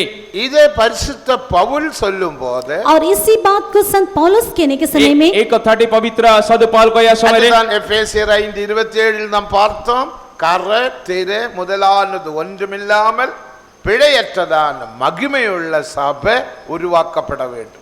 और उसे एक ऐसी तेजस्वी कलीसिया बनाकर अपने पास खड़ी करिए जिसमें ना कलंक, ना झुरी, ना कोई और ऐसी वस्तु हो, वरन पवित्र और निर्दोष हो. ସେଥିପାଇଁ ସାଧୁ ପୌଲ ଏଫେସୀ 5:27 ରେ ପଢିଥିଲେ ଯେ ପ୍ରକାର ମଣ୍ଡଳୀ ନିଷ୍କଳଙ୍କ ନିଖୁନ୍ଦ ସମସ୍ତ ପ୍ରକାର ଦୋଷ ରହିତେ ପବିତ୍ର ଅନିନ୍ଦନୀୟ ହୁଏ. அருமையான தேவ ஜனமே, இதே உலகத்தில் இதே மாம்ச சரீரத்தில் நீ கரை இல்லாமல், திரை இல்லாமல், பிழை இல்லாமல், பாவம் இல்லாமல் ஒரு ஜீவியம் செய்ய முடியும் என்று முதலாவது விசுவாசியுங்கள். और प्यारे परमेश्वर के लोगों, इसी संसार में ये मांस रूपी देह में आप एक कलंक रहित, झुरी रहित और पवित्र और निर्दोष जीवन व्यतीत कर सकते हैं. इस बात को आप विश्वास करना चाहिए. प्रिय संतान माने ए जगत रे अपन निज शरीर ए कलंक बिना, कोनसी खुंत बिना, कोनसी दोष बिना अपन जीवन अतिबाहित करिए बोले अपन प्रथमे विश्वास करिवा आवश्यक. நீங்கள் ஒருவேளை நினைக்கலாம், எடா இதமான ஜீவியம் இந்த உலகத்திலே, இந்த ஒடிஷாவிலே செய்ய முடியுமா? எல்லா பாஸ்டர் விவரம் இல்லாம பேசுறாரு என்று நீ விளங்கலாம். ஆண்டவர் சொல்லுகிறார், நீதான் அந்த சந்ததி, உனக்காக நான் சிலுவையில் இவ்வளவும் பாடுபட்டார். என் சிலுவையின் மூலமாக, என்னுடைய இரத்தத்தின் மூலமாக என்னுடைய மனதுக்கு ஏற்றபடி நீர் வருவீரானால் உன்னை நான் என்னை போல பக்தியுள்ள சந்ததியாக மாற்றுவேன் என்று கர்த்தாதி கர்த்தர், ராஜாதி ராஜா சொல்லுகிறார். अगर आप सोच सकते हो क्या पास्टर जी इस प्रकार का एक बेवकूफी का बात कहते हैं, क्या इस उड़ीसा देश में हमारे इस शरीर में इस प्रकार मांस में जीवन में हम इस प्रकार कलंक रहित, झुरी रहित एक निर्दोष पवित्र जीवन व्यतीत कर सकते हैं? लेकिन प्यारे परमेश्वर के बच्चे, अगर तू विश्वास करके, प्रभु यीशु मसीह कहता है मेरे लहू के ऊपर विश्वास करके, मेरे ऊपर भरोसा रख के तू मेरे निकट आएगा तो तुझे वो पवित्र संतति करके मैं स्थापित करूंगा. आपण माने मन रे प्रकार विचार करिवे पास्टर कोन ए प्रकार मूर्ख विषय कहउछन्ते ए जगत रे कोन ए प्रकार जीवन अतिबाहित करि पारिबे के? किने प्रभु यीशु ए प्रकार कहउछन्ते, हे मोर संतान, मु मोर शरीर तुम निमंते वंश देखिबा निमंते प्रस करियछे. तुमे मो निमंते निष्कलंक निर्दोष दोष रहित जीवन काटिले मो सहित रे तुमे ए प्रकार शासन करि पारिबो. அப்படி ஜீவிக்க முடியும் என்று விசுவாசம் உடையவர்கள் மட்டும் கரங்களை உயர்த்தி தேவநாம மகிமைக்காக ஒரு அல்லேலூயா சொல்லுங்கள். हाँ, इस प्रकार जीवन व्यतीत कर सकते हैं. इस प्रकार जिनको विश्वास है प्रभु के नाम की महिमा के लिए अपना हाथ उठाते हुए हालेलुया ललकारें। ए प्रकार जेते लोकने विश्वास करूछन्ते मो प्रभुଙ୍କ निमंते ए प्रकार ईश्वर परायण जीवन अतिबाहित करि परिबे सेते लोक माने जेते लोकने विश्वास करूछन्ते दया करी हाथ जोड़े हालेलुया कहंतु हालेलुया। அடுத்தபடியாக उसके बाद में तापक्करे இவித எவ்விதமாக தேவன் நம்மை உருவாக்குகிறார் என்று பிறகு சிந்திப்போம். அதுக்கு அடுத்து இவ்விதமான பரிசுத்தவான்களால் தேவன் என்ன செய்ய போகிறார், और हमें परमेश्वर किस प्रकार उसके लिए रचेगा उसके बारे में हम बाद में ध्यान करेंगे, लेकिन इस प्रकार पवित्र लोगों के द्वारा परमेश्वर क्या कर रहा है उसके बारे में पहले देखेंगे। परमेश्वर हम की प्रकार अधिक रचना करिवे ता विषय पर ध्यान करिबा, किंतु परमेश्वर ए जो पवित्र साधु मान को ए प्रकार करू सृष्टि करूछन्ते तार उद्देश्य कोन हमें जानिबा आवश्यक। இந்த சந்ததி தேவன் என்ன செய்ய போகிறார், அவருடைய உத்தியோகம் என்ன, और इस संतान के अंदर परमेश्वर क्या करने चाह रहा है, उनका कर्तव्य कार्य क्या है। ए वंश द्वारा प्रभु कोन करि पय जाउछन्ते एवं ता निमंते प्रभुଙ୍କର उद्देश्य कोन अटे। 22ஆம் சங்கீதம் 30ஆம் வசனத்தை நாம் வாசிக்கும் போது भजन संगीता 22 का 30 में हम पढ़ते हैं, गीत संगीता 22 पर्व 30 पद पढ़िया समय தலைமுறை தலைமுறையாக அந்த பரிசுத்த சந்ததி அவரே சேவிப்பார்கள் என்று நாம் வாசிக்கிறோம். एक वंश उसकी सेवा करेगा, दूसरी पीढ़ी से प्रभु का वर्णन किया जाएगा, वो क्या हम पढ़ते हैं। एक वंश तार सेवा करिबा भविष्य वंश को प्रभुଙ୍କର विषय कुहाजियो लिखा जाय अछि। தேவனுக்கு மகிமை, परमेश्वर की महिमा हो। प्रभुଙ୍କ नामर गौरव। நித்திய ராஜ்யத்தில் நேற்றுக்கு கேட்டது போல பிதாவின் ராஜ்யத்தில் நாம் தலைமுறை தலைமுறையாக தேவனை சேவிக்க போகிறோம். और नित्य राज्य में या पिता के राज्य में हम पीढ़ी पीढ़ी होते उसकी सेवा करने जा रहे हमें हैं। नित्य राज्य रे पिताଙ୍କ राज्य रे हमें काली जे सुनिलु वंश वंश धरि प्रभुଙ୍କ सेवा करिया पय जाउछु। யார் சேவிப்பார்கள், कौन सेवा करेगा, के ईश्वरଙ୍କୁ सेवा करिवे। வெளிப்படுத்துதல் 22ஆம் அதிகாரம் 4ஆம் வசனத்தை நாம் வாசிக்கும் போது प्रकाशित वाक्य 22 का 4 में हम पढ़ने से प्रकाशित वाक्य 22 पर्व 4 पद पढ़िया समय சியோனில் காணப்படுகிறதான அவருடைய நாமம் நெற்றியில் எழுதப்பட்டிருக்கிறதான தேவ பரிசுத்தவான்கள் அவரை சேவிப்பார்கள். और सियोन में दिखाए जाने वाले जिसका माथे पर पिता का नाम लिखा गया है वे उसकी सेवा करेंगे।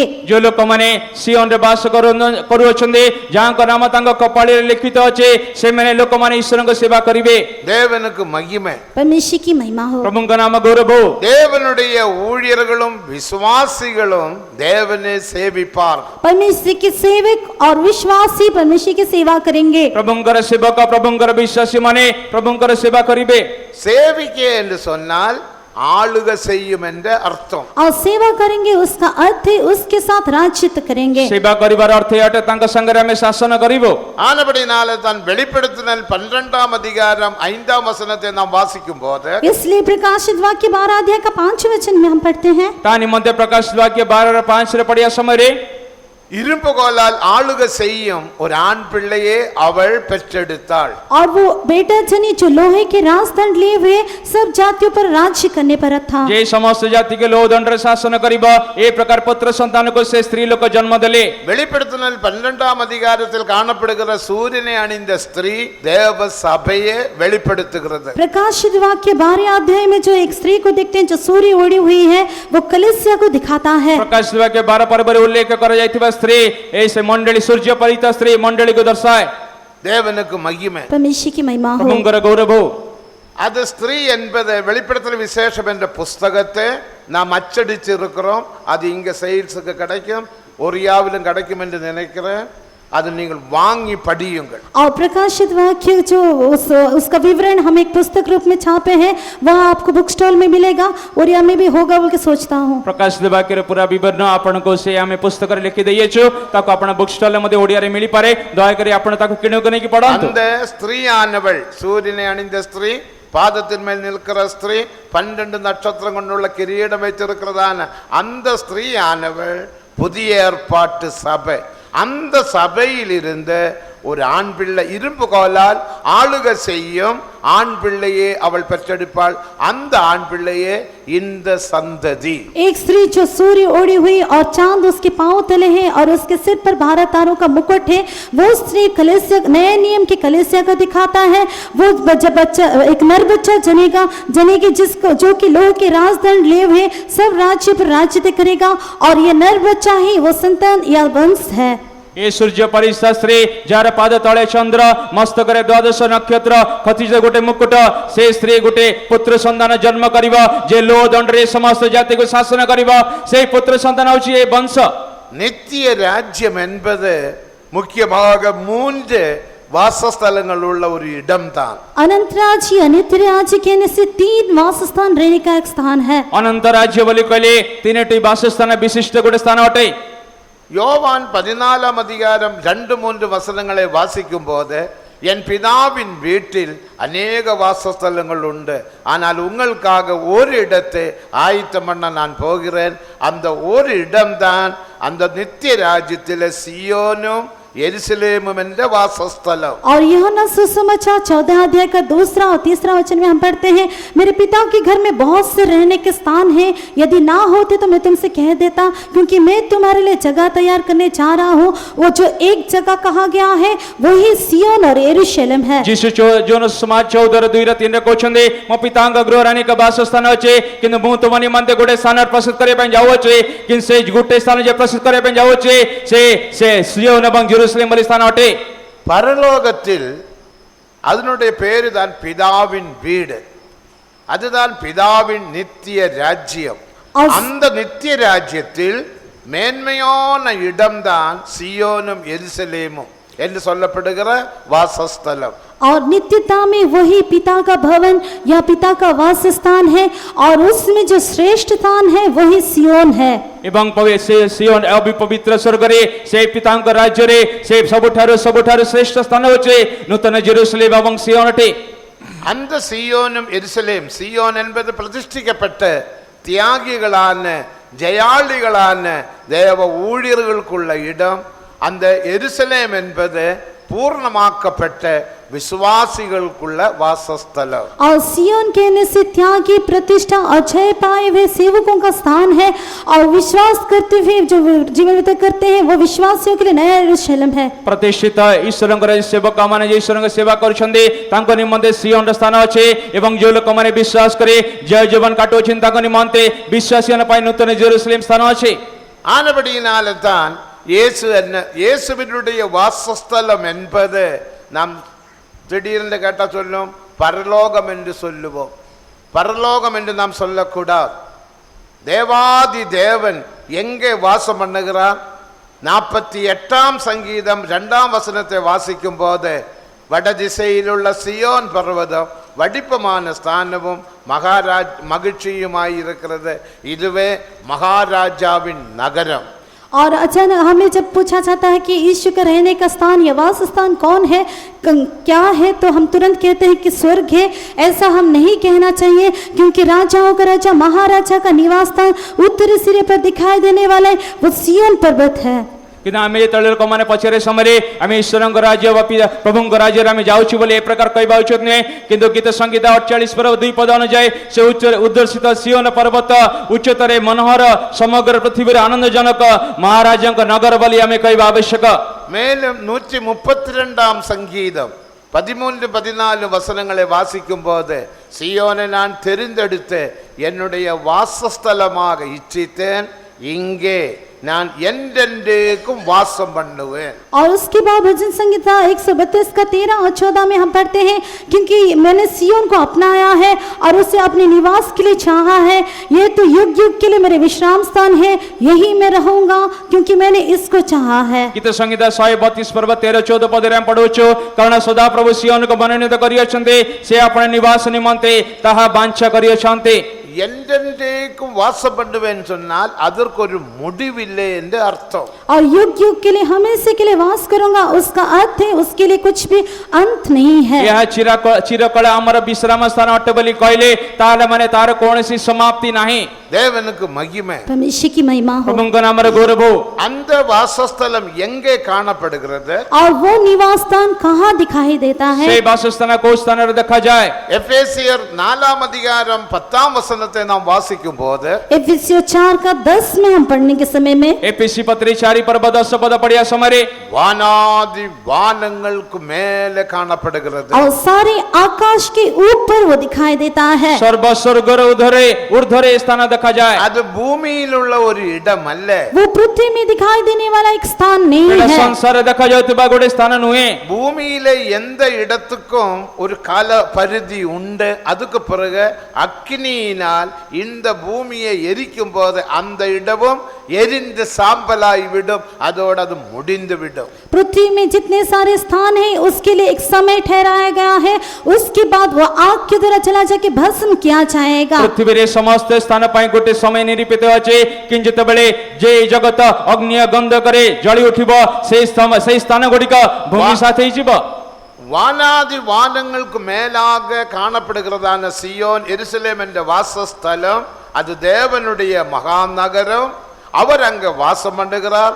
அது ஒரு காலமும் அந்த ராஜ்யம் அழிக்கப்படாது. और आकाशों के ऊपर सारे आकाशों के ऊपर जो स्थान दिखाई देता है वो सिय्योन और यरूशलेम वो स्थान है, वो परमेश्वर का निवास स्थान है, वो युग युग के लिए बना रहेगा, वो कभी मिटाया नहीं जाएगा। स्वर्ग आदि स्वर्ग ऊपर देखा जाउतबा स्थान से महाराजंग नगर अटे, अटल राज्य अटे, से कदापि विचलित हब नाही। இந்த இடம்தான் மேன்மையான இடம். और यही स्थान सबसे श्रेष्ठ स्थान है। ये स्थान होछि सबुठारु उत्कृष्ट स्थान இந்த अटे। இடத்தில் பழைய ஏற்பாடு எந்த பரிசுத்தவானும் பிரவேசிக்க முடியாது. और उस स्थान में कोई पुराने नियम के संग प्रवेश नहीं कर सकते। ए स्थान रे कोनसी पुरातन नियम साधु प्रवेश करि पारि नथिले। பழைய ஏற்பாட்டு பரிசுத்தவான்களுக்குள்ள இடம்தான் புதிய வானமும் புதிய பூமியும். और पुराने नियम के जो पवित्र संघ है उनके लिए नया आकाश और नया पृथ्वी है। पुरातन नियम मध्य स्थान होछि नूतन आकाश नूतन पृथ्वी।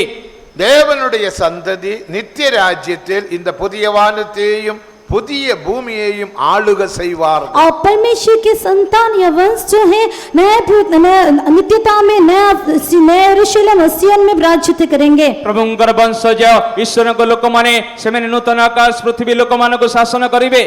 ஆனபடினால தான் எசேயா 13 அதிகாரம் 3 வசனத்தை நாம் வாசிக்கும் போது इसलिए यशायाह 13 अध्याय का 3 वचन में हम पढ़ते हैं। ସେଥିପାଇଁ जिसे पुस्तक 13 पर्व 3 पद पढ़िया समୟରେ பரிசுத்தமாக்கினவர்களுக்கு கட்டளையிட்டு என் கோபத்தை நிறைவேற்றும்படிக்கு பராக்கிரமசாலிகளை அழைத்தும் இருக்கிறேன். मैं स्वयं अपने पवित्र किए हुओं को आज्ञा दी है, मैंने अपने क्रोध के लिए अपने वीरों को बुलाया है। आपण आपण प्रतिष्ठित लोक मान को आदेश करियछो। हां आमे आपण क्रोध संकलार्थे हमर वीर मान को अर्थात हमर दर्पित उल्लासकारी मान को आह्वान करियछो। தேவனுக்கு மகிமை. परमेश्वर की महिमा हो। प्रभुंकर गौरव हो। இந்த வசனம் கர்த்தருடைய ரகசிய வருகை குறித்துள்ள ஒரு வசனம் தான். और ये जो वचन है प्रभु का वो गुप्त आगमन का एक वचन है। ये जो वाक्य प्रभुंकर गुप्त आगमन वाक्य अटे। பரிசுத்த ஆவியினால் பரிசுத்தமாக்கப்பட்டவர்களே இந்த சந்ததி. और पवित्र आत्मा के द्वारा पवित्र किए हुए लोग ही ये संतान। पवित्र आत्मा द्वारा पवित्र को लोक माने ये वंश अटंते। தேவனுடைய கோபத்தை நிறைவேற்றும்படியாக தேவன் அவர்களை அழைத்தார். और परमेश्वर के क्रोध को पूरा करने के लिए परमेश्वर ने बुलाया है। प्रभुंकर क्रोध तंको परे दर्पिबा निमंते प्रभु तंको आह्वान कले। தேவனுக்கு என்ன கோபம்? परमेश्वर का क्रोध क्या है? प्रभुंकर क्रोध कौन अटे? அவருக்கு நாம் நினைக்கிறது போல கோபம் அல்ல. கோபம் என்பது அரசாங்கத்தை வெளிப்படுத்துகிறது. ஆளுகை செய்யும்படிக்கு என் பராக்கிரமசாலிகளை நான் அழைத்தும் இருக்கிறேன். और जैसे हम सोचते हैं क्रोध कहने से गुस्सा को नहीं दिखाता बल्कि एक राज्य की को दिखाता है, या मेरे साथ प्रभुत्व करने के लिए मैं अपने वीरों को बुलाऊंगा। ए प्रकार क्रोध बोली कहले आमे भाबी तो एटा साधारण क्रोध प्रभुंकर अटे, किंतु ए प्रकार नुहे गोटे राज्य बा गोटे शासन स्थापन करबा निमंते तांको लोक मान को प्रभुंकर लोक मान को आह्वान करूछन्ते। ஆனபடியால் அருமையான தேவ ஜனமே நமக்கு ஒரு பெரிய ஆளுகை நித்திய ராஜ்யத்தில் உண்டு.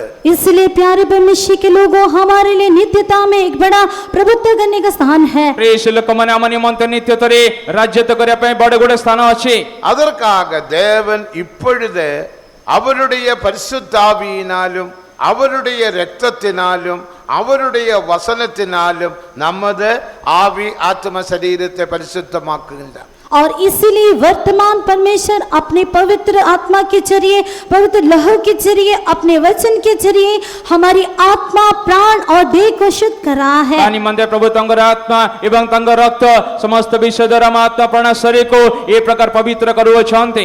ஆனபடியினால தான் எப்போது பரிசுத்தாவியில் நிரம்பி தேவ அன்பில் நாம் காணப்பட வேண்டும் என்று சொல்லுகிறோம்। और इसीलिए हम कहते हैं कि हमेशा हम पवित्र आत्मा में परिपूर्ण होते हुए परमेश्वर के प्रेम में भरपूर रहना चाहिए। ସେଥିପାଇଁ ଆମେ ସର୍ବେ ସମୟରେ କହୁ ଆପଣ ସମସ୍ତେ ଆତ୍ମାରେ ପରିପୂର୍ଣ୍ଣ ହୋଇ ପ୍ରଭୁଙ୍କର ପ୍ରେମରେ ପୂର୍ଣ୍ଣ ହେଇଯାଆନ୍ତୁ ବୋଲି। பரிசுத்த ஆவியினால் நமது மனது நமது சுபாவங்கள் இப்போதே மறுரூபப்பட வேண்டியது அவசியம்। और पवित्र आत्मा के जरिए वर्तमान हमारा मन, हमारा स्वभाव रूपांतरित होना आवश्यक है। ପବିତ୍ର ଆତ୍ମା ଦ୍ୱାରା ଆମର ମନ ଆମର ସ୍ୱଭାବ ଗୁଡ଼ିକ ପରିବର୍ତ୍ତନ ହେବା ଆବଶ୍ୟକ ଅଟେ। ஆனபடியினால தான் உங்களை உற்சாகப்படுத்தி ஆவியில் நிரம்புங்கள் நிரம்புங்கள் அந்நிய பாஷையில் பேசுங்கள் என்று நாங்கள் உங்களை உற்சாகப்படுத்தினோம்। और इसीलिए हम आपको आत्मा में भरिए, अन्य भाषा में बात कीजिए बल्कि प्रोत्साहित करते हैं। ସେଥିପାଇଁ ଆତ୍ମାରେ ପୂର୍ଣ୍ଣ ହୁଅ, ତାଳି ମାର, ପରଭାଷାର କଥା କୁହ ବୋଲି ଆମେ ଆପଣଙ୍କୁ ଉତ୍ସାହିତ କରୁଅଛୁ। ஆவியில் நிரம்ப நிரம்ப மனதில் மறுரூபம் உண்டாகும்। और आत्मा में परिपूर्ण होने के जरिए हमारे मन में एक रूपांतरण का काम होगा। ଆପଣ ଆତ୍ମାରେ ପୂର୍ଣ୍ଣ ହେବା ଦ୍ୱାରା ଆପଣ ମନରେ ଗୋଟେ ପରିବର୍ତ୍ତନ ଦେଖାଯିବ। மனதில் எண்ணங்களில் மறுரூபம் வரும்போது, और मन के विचारों में जब रूपांतरण होता है, ଯେତେବେଳେ ମନର କଳ୍ପନାରେ ଆପଣ ପରିବର୍ତ୍ତନ ହୁଏ, நம்முடைய சிந்தனைகளில் மறுரூபம் வரும்போது, हमारी चिंताओं में जब रूपांतरण होता है, ଯେତେବେଳେ ଆପଣ ଚିନ୍ତା ବିଚାରରେ ପରିବର୍ତ୍ତନ ହୁଏ, நம்முடைய மனதில் பெரிய ஒரு பிரகாசம் உண்டாகும்। हमारे मन में एक बड़ा प्रकाश दिखाई देगा। ଆମର ମନରେ ବଡ଼ ଗୋଟେ ଆଲୋକ ଦେଖାଯିବ। அந்த பிரகாசம் உள்ள மனதுக்கு தான் தெளிந்த புத்தி என்று வேதம் சொல்லுகிறது। और उस प्रकाश मन को ही सचित मन बल्कि शास्त्र कहता है। ଏ ପ୍ରକାର ପ୍ରକାଶିତ ବା ଆଲୋକିତ ମନକୁ ଗୋଟେ ସ୍ଥିର ମନ ବୋଲି ବାକ୍ୟ କହିଥାଏ। நம்முடைய மனதில் அந்த பிரகாசம் வரும்போது இருதயத்தில் சந்தோஷம் உண்டாகும்। और हमारे मन में इस प्रकार उजाला प्रकाश होने के समय में हमारे हृदय में भी एक आनंद दिखाई देगा। ଆମର ମନରେ ଏ ପ୍ରକାର ଦୀପ୍ତି ଆଲୋକ ଆସିଲେ ଆମ ହୃଦୟରେ ଗୋଟେ ଆନନ୍ଦ ଦେଖାଯାଏ। அந்த சந்தோஷம் தான் தெய்வீக சுகம் என்று சொல்லப்படுகிறது। और वही आनंद जो है ईश्वरी चंगाई कहा जाता है। ସେଇ ଆନନ୍ଦ ହିଁ ଦୈବିକ ସୁସ୍ଥତା ବୋଲି ଆମେ କହୁ। அதனால தான் வியாதி வரும்போது நாம் மருந்து எடுக்கிறது இல்லை। और इसीलिए बीमारी आने के समय में हम औषधि नहीं लेते। ସେଥିପାଇଁ ରୋଗ ଆସିବା ସମୟରେ ଆମେ ଔଷଧ ବ୍ୟବହାର କରୁନାହୁଁ। இந்த சந்தோஷத்தினால் வியாதிகள் சுகமாகிவிடும்। और इसी हर्ष से, आनंद से सारी बीमारी चंगी हो जाती है। এই ହୃଦୟର ଆନନ୍ଦ ଦ୍ୱାରା ଆମର ସମସ୍ତ ରୋଗ ସୁସ୍ଥ ହୋଇଯାଏ। ஆனபடியினால தான் நீதிமொழிகள் 17ஆம் அதிகாரம் 22ஆம் வசனத்தை நாம் வாசிக்கும் போது, और इसीलिए नीति वचन 17 का 22वें वचन में हम पढ़ते हैं। ସେଥିପାଇଁ ହିତୋପଦେଶ 17:22 ପଢୁ। மனமகிழ்ச்சி நல்ல ஔஷதம், முறிந்த ஆவியோ எலும்புகளை உலர பண்ணும் என்று நாம் வாசிக்கிறோம்। मन का आनंद अच्छी औषधि है, परंतु मन के टूटने से हड्डियां सूख जाती है। ଆନନ୍ଦିତ ହୃଦୟ ଉତ୍ତମ ଔଷଧ, ମାତ୍ର ଭଗ୍ନ ଆତ୍ମା ଅସ୍ଥି ସବୁ ଶୁଷ୍କ କରେ। எப்போது நாம் மகிழ்ச்சியில் சந்தோஷத்தில் காணப்பட வேண்டும்। हमेशा हम आनंद और हर्ष के साथ दिखाई देना चाहिए। ସର୍ବଦା ଆନନ୍ଦ ଏବଂ ଉଲ୍ଲାସରେ ଆମେ ଦେଖାଯିବା ଆବଶ୍ୟକ ଅଟେ। பரிசுத்த ஆவியினால் அந்த சந்தோஷத்தை நாம் பெற்றுக்கொள்ளுகிறோம்। और पवित्र आत्मा के जरिए उस आनंद को हम प्राप्त कर रहे हैं। ପବିତ୍ର ଆତ୍ମା ଦ୍ୱାରା ଆମେ ସେ ଆନନ୍ଦ ପ୍ରାପ୍ତ କରୁଅଛୁ। ரோமர் 14ஆம் அதிகாரம் 17ஆம் வசனத்தை வாசிக்கும் போது, रोमियो 14 का 17 वचन पढ़ने के समय में ରୋମୀ ପତ୍ରୀ 14:17 ପଢିବା ସମୟରେ தேவனுடைய ராஜ்யம் புசிப்பும் குடிப்பும் அல்ல, பின்ன நீதியும் சமாதானமும் பரிசுத்தாவியினால் உண்டாகும் சந்தோஷம் என்று வாசிக்கிறோம்। क्योंकि परमेश्वर के राज्य खाना पीना नहीं, परंतु धर्म और मिलाप और वो आनंद है जो पवित्र आत्मा से होता है। କାରଣ ଈଶ୍ୱରଙ୍କ ରାଜ୍ୟ ଭୋଜନ ପାନ ନୁହେଁ, କିନ୍ତୁ ଧାର୍ମିକତା, ଶାନ୍ତି, ପବିତ୍ର ଆତ୍ମା ଠାରେ ଆନନ୍ଦ ଅଟେ। பரிசுத்தாவியின் சந்தோஷத்தில் எப்போது நாம் காணப்பட வேண்டியது हम सर्वदा पवित्र आत्मा के उस आनंद में दिखाई देना ଆମେ चाहिए। ସର୍ବ ସମୟରେ ପବିତ୍ର ଆତ୍ମା ଆନନ୍ଦରେ ଦେଖାଯିବା ଆବଶ୍ୟକ।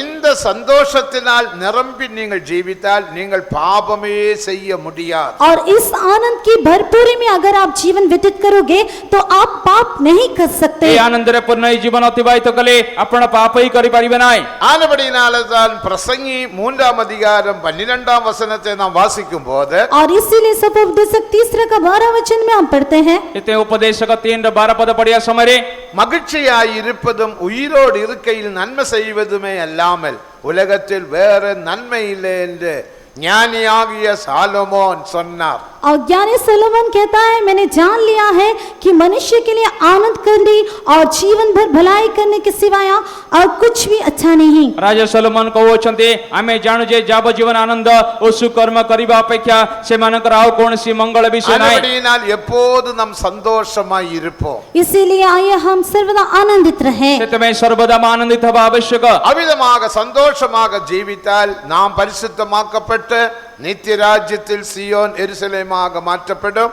அந்த संततियाग नाम माற்றப்படுவோம். और हमेशा इस प्रकार आनंदित रहने से हम पवित्र किए जाते हुए सिय्योन और यरूशलेम होके बदलेंगे और परमेश्वर के उस वंश या संतान होके बदल जाएंगे. ಈ ಪ್ರಕಾರ ಆನಂದರೆ ಪೂರ್ಣ ಇರಲಿ ಆಮೆ ಸಿಯೋನ್ ಜೆರುಸಲೇಮಕ್ಕೆ ಬದಲಿ ಜಿವೋ एवं ತಾಪರೆ ತಕ ಬನ್ಸೈಗೆ ಬದಲಿ ಜಿವೋ. அடுத்து இந்த சந்ததி ஆகும்படி தேவன் என்ன செய்தார்? और दूसरा परमेश्वर संतान बनाने के क्या किया? ಈ वंश करिबा निमंते प्रभु यीशु ख्रिस्ट कोन कले இல்லாவிட்டால் இந்த சந்ததியாக நாம் எப்படி உருவாக்கப்பட முடியும்? या हम जो ये वंश या संतान है किस प्रकार रचे जा सकते हैं? हमें संतान वंश की प्रकार उत्पन्न होना आवश्यक. அதுக்கு தான் தேவனுடைய சபையை தேவன் பூமியில் ஸ்தாபித்தார். और इसीलिए संसार में परमेश्वर अपने कलीसिया को स्थापित किया है. ସେଥିପାଇଁ ଈଶ୍ୱର ଜଗତରେ ମଣ୍ଡଳୀକୁ ସ୍ଥାପନ କଲେ. சபையின் நோக்கம் என்ன? कलीसिया का मकसद क्या है? ମଣ୍ଡଳୀର ଉଦ୍ଦେଶ୍ୟ କ'ଣ ଅଟେ? சபை என்பது ஒரு ஆர்ஃபனேஜ் நடத்துறதுக்கோ ஆஸ்பத்திரி நடத்துறதுக்கோ எழுத்தின்படி சோஷியல் ஒர்க் செய்யறதுக்கோ உள்ளதல்ல. और कलीसिया चलाने के से अनाथ आश्रम या सामाजिक सेवा करने का अर्थ को नहीं दर्शाता. ए प्रकार जे प्रकार आपण मंडली कहले गोटे अनाथ शाला नुहे, गोटे डाक्टर का ए प्रकार हॉस्पिटल नुहे, ए प्रकार गोटे सोशल वर्क काम करिवार स्थान नुहे. अनेकर सभை என்று நினைக்கிறது ஒரு ஆர்ஃபனேஜ் நடத்துறதுக்காக. और बहुत लोग ऐसे सोचते हैं कि कलीसिया के से एक अनाथ आश्रम चलाने के लिए है. अनेक लोक माने कहउछन्ती आपण मंडली करछन्ती गोटे अनाथ शाला करिया पाए, இல்லை ஒரு ஆஸ்பத்திரி நடத்துறதுக்காக, या कोई हॉस्पिटल चलाने के लिए, केते कोंदे आपण गोटे हॉस्पिटल இல்லை ஒரு ஸ்கூல் காலேஜ் நடத்துறதுக்காக, या कोई स्कूल या कॉलेज चलाने के लिए. ताले गोटे स्कूल कॉलेज चले पाए. அதொன்னும் சபையின் நோக்கம் அல்ல. कलीसिया का उद्देश्य नहीं है. ए सब विषय मंडलीर उद्देश्य नुहे. அதற்காக தேவன் அரசாங்கத்தையும் மற்ற அதுக்கேற்ற மனுஷரையும் ஏற்படுத்தி இருக்கிறார். और उसके लिए परमेश्वर सरकार को और उसके लिए नियुक्त व्यक्तियों को रखा है. आ निमंते परमेश्वर सरकार एवं लोक मानक नियुक्त करियछन्ते. சபையின் நோக்கம் என்ன? कलीसिया का उद्देश्य मकसद क्या है? मंडलीर लक्ष्य उद्देश्य कोन अटे? இந்த கரதிரை முதலானது முதல்ல பரிசுத்த சபை உருவாக்கப்பட வேண்டும், சந்ததி உருவாக்கப்பட வேண்டும். कलंक झूरी और निर्दोष पवित्र एक संतान या मंडली उत्पन्न कलीसिया उत्पन्न करने के लिए. निष्कलंक निकुंज दोषरहित मंडली वा गोटे वंश उत्पन्न करिया पाए. பரிசுத்தாவியின் அபிஷேகத்தினால தான் சபையானது உருவாக்கப்பட்டது. और पवित्र आत्मा का अभिषेक के द्वारा ही कलीसिया बनाया गया है. पवित्र आत्मा अभिषेक द्वारा ही मंडली स्थापना हला. முதலாம் கொரிந்தியர் 12ஆம் அதிகாரம் 13ஆம் வசனத்தை நாம் வாசிக்கும் போது पहला कुरिन्ती 12 अध्याय का 13 वचन में हम पढ़ते हैं. प्रथम कोरिन्थी 12 पर्व 13 पद पढ़िया समय ஒரே ஆவியினால் ஒரு சரீரமாகும் பொருட்டு என்று வாசிக்கிறோம். एक ही देह होने के लिए हम एक ही आत्मा के द्वारा एक देह होए बोल के हम पढ़ते हैं. गोटे आत्मा द्वारा हमें एक शरीर है, हमें बदली जाउछु. பரிசுத்தாவியின் அபிஷேகத்தினால் அந்த சரீரமான சபை உருவாக்கப்படுகிறது. पवित्र आत्मा के अभिषेक के जरिए देह रूपी कलीसिया स्थापित किया जाता है. पवित्र आत्मा अभिषेक द्वारा शरीर रूप मंडली स्थापित हुए. முதலாம் நூற்றாண்டில் தேவன் அவரோட அபிஷேகத்தை பூமியில் அனுப்பினார். और पहले शताब्दी में परमेश्वर ने अभिषेक को पृथ्वी पर भेजा. प्रथम शताब्दी रे परमेश्वर मंडली ऊपर अभिषेक पठाइले. தேவ சபையும் தேவன் பூமியில் ஸ்தாபித்தார். और उस समय में परमेश्वर ने अपने कलीसिया को पृथ्वी पर स्थापित किया. ए समय जगत रे परमेश्वर मंडली की स्थापना कले. அந்த சபை நிறைவான சபையாக மாற்றப்பட வேண்டும் என்று எபேசியர் 1ஆம் அதிகாரம் 20 கடைசி வசனத்தில் வாசிக்கிறோம். और यही कलीसिया भरपूरी का कलीसिया होना चाहिए बल्कि इफिसियों पहला अध्याय अध्याय का आखिरी वचन में पढ़ते हैं, से ए प्रकार एफिसी 1 शेषरे पढ़ुवचो ए जो मंडली गोटे पूर्ण मंडली बा आवश्यक അഭിഷേകം പെറ്റ നാം യാവരും അവരുടെ ശരീരം. अभिषेक पाए हुए हम सब लोग उसका देह या शरीर हैं। अभिषेक पाइता प्रत्येक जन तंग शरीर अंग अटे യേശു ക്രിസ്തുവേ നമുക്ക് തല. हाँ, यीशु मसीह हमारा सिर है। जीशु ख्रिस्ट मंडली रे मस्तक അഭിഷേകം പെറ്റ നാം ഒരു കുളന്തയെ പോലെ. अभिषेक पाए हुए हम एक छोटे बालक की मानद हैं। अभिषेक पाइता हम माने नवजात शिशु परी ഇനി அந்த കുളന്തയാனது വളര வேண்டும். अभी वो छोटा बालक जो है बढ़ना है। अभी से शिशुटी बड़ीवार आवश्यक இப்போது அந்த குழந்தை ஒரு மைனராக காணப்படுகிறது. अभी वो जो छोटा है वो Minor. छोटा होके दिखाई देता है। अभी जे शिशुटी बहुत छोट बोली देखा जाए தேவன் மைனர் இனி மேஜராக மாற்றப்பட வேண்டும். वो अभी छोटा है, वो उसका बढ़ोतरी होना है। ये जो छोट लोग बड़ लोग आवश्यक अटे மேஜர் ஆகும்போது தான் அவனுடைய பேரில் ஒரு லேண்ட் வாங்க முடியும், ரெஜிஸ்டர் பண்ண முடியும், அவனுக்கு ஒரு மேரேஜ் நடத்த முடியும். और वो मेजर ये बड़ा होने से उसके नाम से एक जमीन खरीदा जा सकता है, नहीं तो उसको विवाह किया जा सकता है। से पिलाटी बयस प्राप्त हेले से गोटे जमी किनी पारिबो कोनसी जिंस किनी पारिबो तार विभागर मध्ये होई पारिबो. அபிஷேகம் பெற்ற நாம் யாவரும் அவருடைய சரீரம். हम जो अभिषेक पाए हैं हम सब उसकी देह हैं। हामी अभिषेक पाइता समस्ते जिसुंगर शरीर இனி अटे நாம் அந்த குழந்தையானது வளருகிறது போல நாமும் வளர வேண்டும். और जैसे वो छोटा बालक बढ़ता है उस प्रकार हमारा भी बढ़ोतरी होना जे चाहिए। प्रकार छोट शिशुटी वृद्धि पाए हामी मध्ये से प्रकार वृद्धि पाइबा आवश्यक. அந்த குழந்தைக்கு ஏற்ற ஆகாரத்தை அந்த தாயானவள் கொடுத்து கொடுத்து அந்த குழந்தையை வளர்த்துகிறோம். और जैसे माँ उस बालक की योग्य भोजन देते हुए उसको बढ़ाती है, उसी प्रकार हम बढ़ाते हैं। माता जे प्रकार शिशु को से प्रकार खाद्य दे की बड़ई थाय हामी मध्ये वृद्धि पाइबा आवश्यक. அந்தந்த சமயத்துக்கு ஏற்ற ஏற்ற ஆகாரம் கொடுக்க வேண்டியது அவசியம். और समय के अनुसार उसको उस प्रकार का भोजन देना आवश्यक है। से जो समय समय अनुଯାयी ताको आहार दबा सेडा आवश्यक अटे. இப்படி ஒரு தாயானவள் குழந்தையை வளர்த்த வேண்டும். और इस प्रकार एक माँ एक बालक को बढ़ाना चाहिए। ये प्रकार गोटे माता गोटे शिशु को वृद्धि कराइबा आवश्यक. அதனால தான் சபைக்கு ஒரு வளர்ச்சி தேவை. इसीलिए कलीसिया के लिए एक बढ़ोतरी की आवश्यकता है। ता निमंते मंडली पाए गोटे वृद्धि पर काई पाइबा இதே आवश्यक. குறித்து பேதுரு சொல்லும் போது और इसके बारे में पत्रस कहने के समय में ए विषय पितर कया समय 2 பேதுரு 3ஆம் அதிகாரம் 18ஆம் வசனத்தின்படி और दूसरा पत्रस 3 अध्याय का 18वां वचन के आधार पर द्वितीय पितर 3:18 पद अनुଯାयी கர்த்தராகிய இயேசு கிறிஸ்துவின் கிருபையிலும் அவரை அறிகிறதான அறிவிலும் வளருங்கள். मसीह यीशु की अनुग्रह पहचान में बढ़ती जाओ। वरन चामन का पुत्र प्राणकर्ता यीशु कृष्ण अनुग्रह रे आनंद रे वृद्धि पाओ. பேதுரு சொல்லுகிறார் வளருங்கள். और पत्रस कहता है बढ़ो। पितर कौशंदी वृद्धि पाओ. ஒரு குழந்தை வளருகிறது போல जैसे एक छोटा बच्चा बढ़ता है, ये प्रकार छोट पिलाटी वृद्धि पाए. ஒரு வாழை மரத்தை நட்டால் அதுவும் வளர வேண்டும். अगर एक केले का पेड़ बोया जाता है तो वो बढ़ना यदि चाहिए। गोटे कदली गछ लगेले ता बढ़िवार अछि. வாழை மரம் வளர்ந்தால் மட்டும்தான் அதுக்கு ஒரு பூரணம் உண்டாகும். अगर वो केले का पेड़ बड़ा होगा तभी उसमें एक पूर्णता होगा। यदि कदली गछ बड़ हेले तार गोटे पूर्णता हुए. வாழை மரத்தின் பூரணம் என்பது வாழத்தார். और केले के पेड़ का जो पूर्णता वो है केले का गोंद है। जे प्रकार जे कदली गछटी बड़ हेता है ता थारु हमें कदली मिली थाए. அப்போது அந்த தார மரமானது வாழை மரமானது வளர்ந்து கொண்டே இருக்க வேண்டும். வளரும் போது ஒவ்வொரு இலை வெளிப்படுத்தும். और जब वो केले के पेड़ आहिस्ता आहिस्ता बढ़ता है उसका एक एक पत्ता जो है बाहर आता है। बेले कदली गछटी वृद्धि पाए आस्ते आस्ते कौन हुए गोटे गोटे पत्र मध्ये भारी आसे. அது வளராவிட்டால் அப்படியே இருக்கும். अगर वो नहीं बढ़ेगा वो तो ऐसे ही रहेगा। जितबेले से बॉडी बनाए से गोटे अवस्था रे அந்த थिबो. வாழை மரத்தின் பூரணம் வாழத்தார் என்பது அதுக்குள்ள காணப்படுகிறது. और उस केले के पेड़ का जो पूर्णता है उसमें दिखाई देने वो केले का गोंद है वो उसके अंदर ही दिखाई देता है। ए प्रकार जो कदली गछटी बॉडी बड़ी बड़ी साए ता द्वारा हमें जानी पारछु ता भीतर मंजी मध्ये बड़ी थाए. நம்முடைய பூரணம் இயேசு கிறிஸ்துவுக்குள் காணப்படுகிறது. और हमारी ये पूर्णता या सिद्धता प्रभु यीशु मसीह के अंदर ही पाया जाता है। हमारा सिद्धांत सिद्धता प्रभु यीशु ठरे देखा जाय थाए. எபிரேயர் 10ஆம் அதிகாரம் 14ஆம் வசனத்தை நாம் வாசிக்கும் போது इब्रानी 10 का 14 वचन हम पढ़ने से एब्री पत्री 10 रे 14 पद पढ़िया समय ஒரே பலியினால் அவர் என்றென்றைக்கும் நம்மை பூர்ணப்படுத்தினார். और एक ही चढ़ाव के द्वारा द्वारा उसने हमेशा के लिए हमें पवित्र कर दिया है। केवल एक बलिर उत्सर्ग द्वारा हम प्रत्येक जन को चिरकाल ପାଇଁ सिद्ध करियछन्ते। ஆனபடியினால் கொலோசியர் 2ஆம் அதிகாரம் 9ஆம் வசனத்தில் நமது பூரணம் கிறிஸ்துவுக்குள் காணப்படுகிறது என்று சொன்னார். इसीलिए कोलोसियों 2 अध्याय का 9 वचन में हम पढ़ते हैं हमारी पूर्णता मसीह में है। ସେଥିପାଇଁ कोलोसी पत्री 2 ଲେଖାଯାଏ କାରଣ ଖ୍ରୀଷ୍ଟଙ୍କ ଠାରେ ସମ୍ପୂର୍ଣ୍ଣ ଈଶ୍ୱରତା ପ୍ରକାଶ ହୋଇଥାଏ।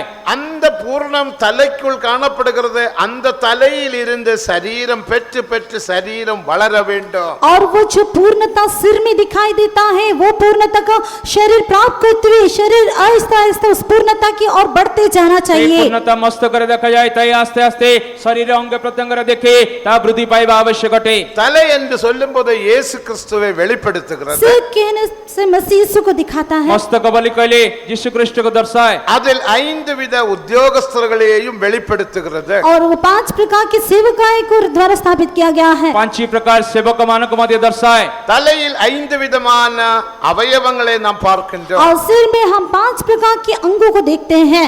ମସ୍ତକରେ 5ଟି ପ୍ରକାର ଆମେ ଅଙ୍ଗ ஒன்றே ஒரு ଦେଖୁଛୁ। கண்ணு, காது, மூக்கு, வாய், மூளை. और एक आंख, नाक, कान, मुंह और खोपड़ी। ଏବଂ ଗୋଟେ ଅଛି ମସ୍ତିଷ୍କ ଆଉ ଗୋଟେ ଅଛି କାନ ନାକ தலை ଏବଂ ଆପଣ ମୁହ। தனியாக நாம் எடுத்துக்கொண்டால் தலையை தனியாக எடுத்துக்கொண்டால் अगर सिर को अलग से ले लेंगे तो ଯଦି ଆମେ அங்கே ஒரு கண்ணை பார்க்கிறோம், अगर उसमें हम एक आंख तो देखते हैं ସେଇଠି ଆମେ ଗୋଟେ ଆଖିକୁ ஒரு ଦେଖୁଛୁ, காதை பார்க்கிறோம், और उसमें कान बोल के एक अंग को देखते ଗୋଟେ हैं କର୍ଣ୍ଣ அங்கே ବୋଲି ஒரு ଦେଖୁଛୁ, மூக்கை பார்க்கிறோம், और उसमें नाक बोल के एक अंग को नाक देखते को हैं देखो। ஒரு வாய் பார்க்கிறோம், और मुंह बोल के एक अंग को देखते ସେଠି हैं। ପାଟିକୁ ଦେଖୁଛୁ, அங்கே ஒரு மூளையை பார்க்கிறோம். वहाँ दिमाग को भी देखते हैं। ସେଠି ମସ୍ତିଷ୍କ ଦେଖୁଛୁ। இந்த 5 பொருட்கள் 5 அவயவங்கள் ஆரை வெளிப்படுத்துகிறது. और ये 5 अंग के रूप में ଏ प्रकट ପାଞ୍ଚଟି होता ଅଙ୍ଗ है। ପାଞ୍ଚଟି இது ଅଙ୍ଗ தலையில் ପ୍ରକାଶ କରେ। காணப்படுகிறதான பகுதி. और ये सिर में दिखाई देने वाले भाग हैं। ଏ ମସ୍ତକର ଆରମ୍ଭ ହେଉଥିବା ବିଷୟ ଅଟେ। இதுதான் 5 விதமான உத்தியோகஸ்தர்களை और ये வெளிப்படுத்துகிறது. 5 प्रकार की सेवकों को दिखाता है। 5ଟି ପ୍ରକାର ଅଧ୍ୟକ୍ଷ ମାନଙ୍କୁ ଦର୍ଶାଏ।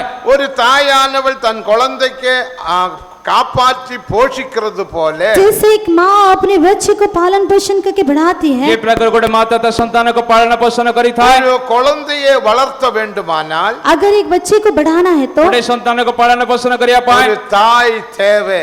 एक माँ की आवश्यकता है। ଗୋଟେ ମାର ଆବଶ୍ୟକତା ଅଛି। மோசையை தண்ணீரில் இருந்து எடுக்கப்பட்ட போது और मूसा को जब पानी से निकाला गया, ମୂଷାକୁ ଯେତେବେଳେ ଜଳରୁ ବାହାର କରାଗଲା, மோசையுடைய சகோதரி மிரியாம் அந்த பார்வோன் மகள் குமாரத்தி கிட்ட என்ன சொன்னால், இந்த குழந்தையை வளர்த்தும்படி ஒரு ஸ்திரீயானவளை நான் கொண்டு வரட்டுமா?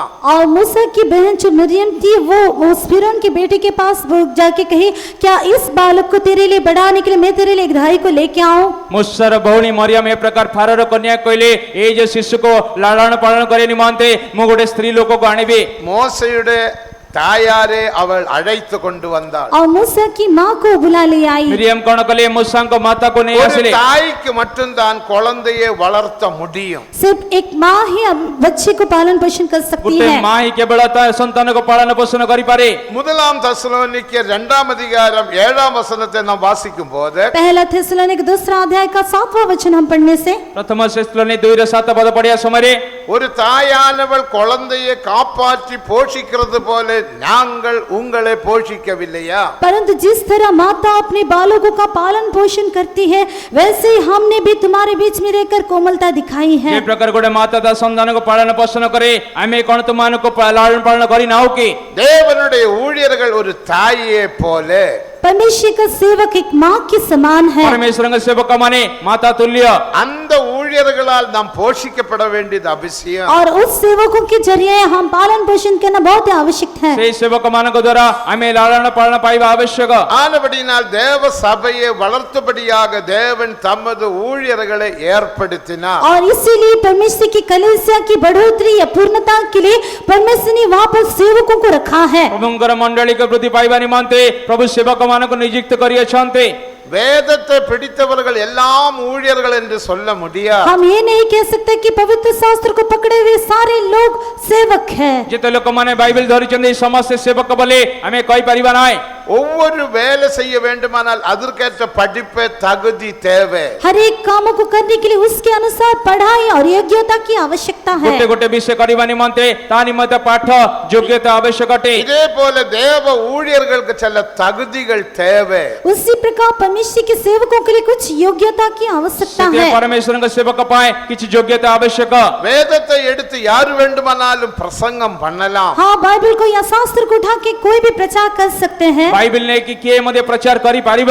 யார் வேண்டுமானாலும் குழந்தைக்கு சாப்பாடு ஊட்டலாம். और कोई भी बच्चे को खाना खिला सकते हैं। କୌଣସି ଲୋକ ମଧ୍ୟ ଗୋଟେ ଶିଶୁକୁ ଆହାର ଦେଇପାରେ। ஆனா குழந்தையின் நிலைமையை அறிந்து அதனை வளர்த்த வேண்டுமானால் ஒரு தாயியோட உள்ளம் படைத்த ஸ்திரீ தேவை.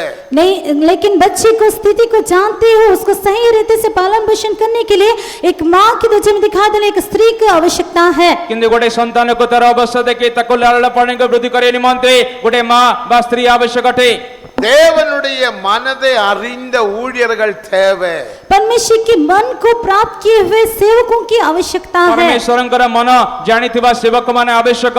1 कोरिन्थियर 2 அதிகாரம் 16 வசனத்தை நாம் வாசிக்கும் போது पहला तिमोथी 2 अध्याय का 16 16 वचन पढ़ने से प्रथम कोरिन्थी தேவனை போதிக்கத்தக்கதாக அவருடைய மனதை அறிந்தவன் யார்? எங்களுக்கோ கிறிஸ்துவின் சிந்தை காணப்படுகிறது. अब परमेश्वर को प्रचार करने के लिए किसकी आवश्यकता है? हमारे अंदर हम परमेश्वर के मन को प्राप्त किए हैं। कारण के प्रभुଙ୍କ मन ଜାଣି ଅଛି ଯେ ସେ ତାଙ୍କୁ ଶିକ୍ଷା ଦେଇ ପାରେ, କିନ୍ତୁ ଆମମାନଙ୍କ କୃଷ୍ଣଙ୍କ मन ପାଇ ଅଛୁ। தேவனுக்கு மகிமை, परमेश्वर की महिमा हो। प्रभुଙ୍କର गौरव। தேவனுடைய மனதை அறிந்தவன் தான் தேவ சபையை நடத்த முடியும். आज जो परमेश्वर के मन को प्राप्त किए हैं वही परमेश्वर की कलीसिया को चला सकते हैं। जे प्रभुଙ୍କର मन ଜାଣି ଅଛି ସେ କେବଳ ମଣ୍ଡଳୀ ଚଳାଇ ପାରେ।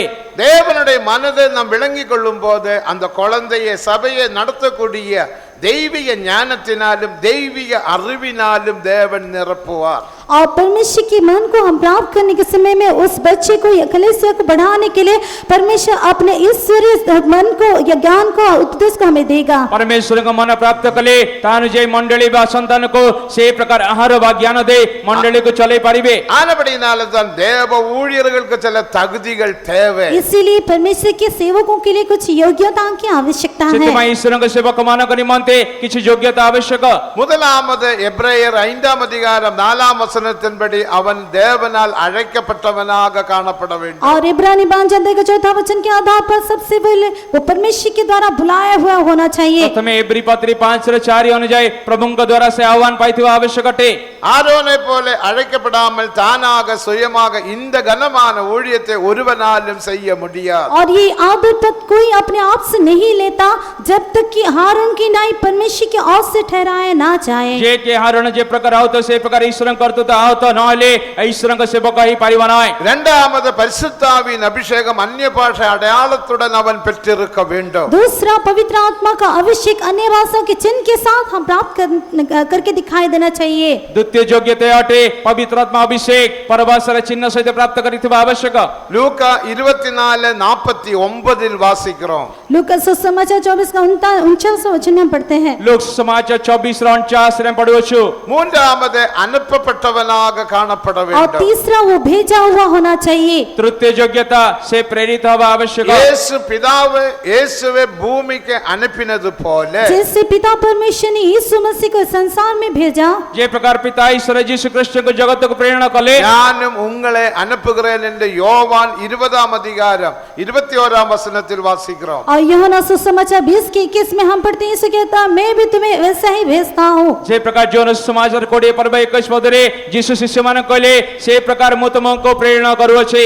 என் பிதா என்னை அனுப்பினது போல जैसे पिता ने मुझे भेजा है जे प्रकार पिता मत प्रेरणा कले நானும் உங்களை அனுப்புகிறேன். वैसे ही मैं भी तुम्हें भेजता हूँ। मो से प्रकार तुमको पठाओ छे। ஊழியர்கள் அனுப்பப்பட்டவராக காணப்பட வேண்டும். परमेश्वर के सेवक कहने से वो भेजा हुआ होके दिखाई देना चाहिए। ईश्वरଙ୍କ जणे सेवक प्रेरित हवा आवश्यक अटे। இயேசுவே பிதாவாம் தேவனும் பரிசுத்தாவியானவரும் இருவரும் சேர்ந்து அனுப்பினார் என்று எசையா 48:16 கடைசியில் வாசிக்கிறோம். और इसे 28 का 16 वचन आखिरी भाग में हम पढ़ते हैं कि पिता परमेश्वर और पवित्र आत्मा मिलकर यीशु मसीह को भेजे।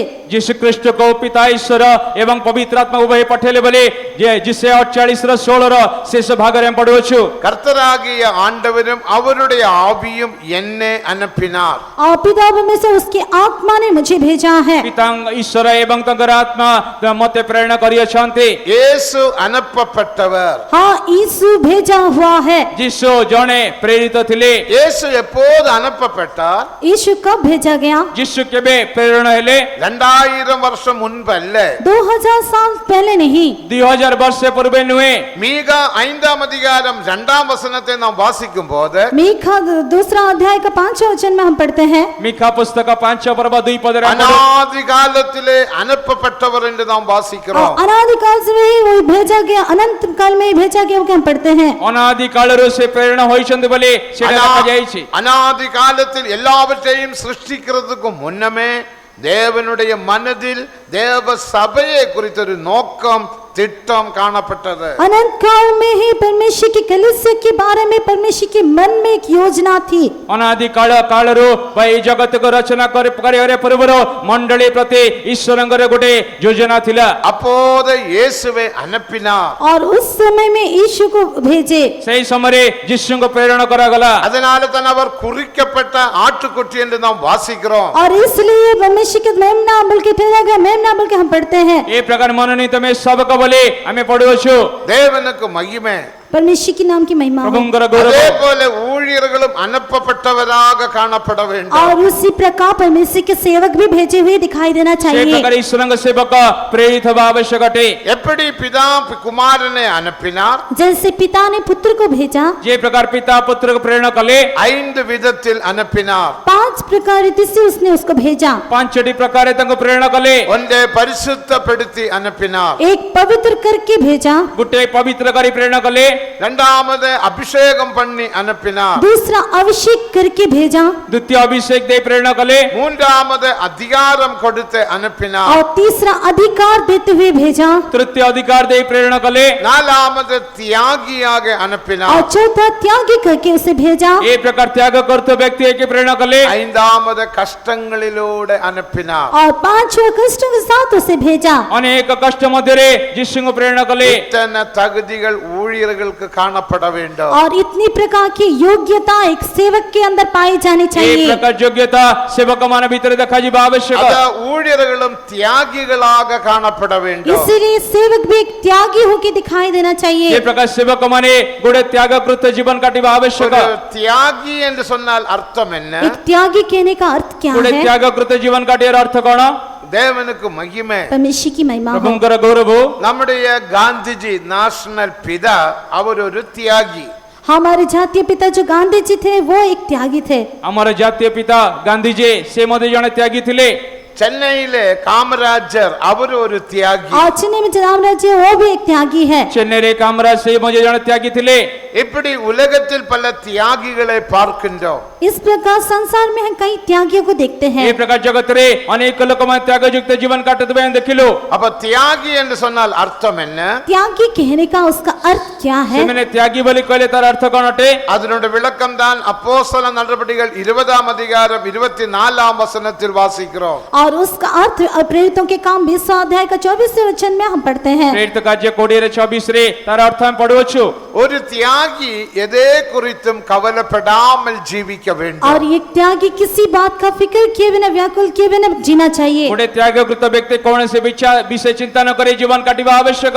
இரண்டாவது ஒரு தியாகி தன்னுடைய ஜீவனை அருமையாக எண்ணக்கூடாது. दूसरा एक त्यागी कहने से वो अपनी प्राण को प्रिय नहीं जानना चाहिए। द्वितीय जो त्यागी निज जीवन को प्रिय ज्ञान करिबा उचित नुहे।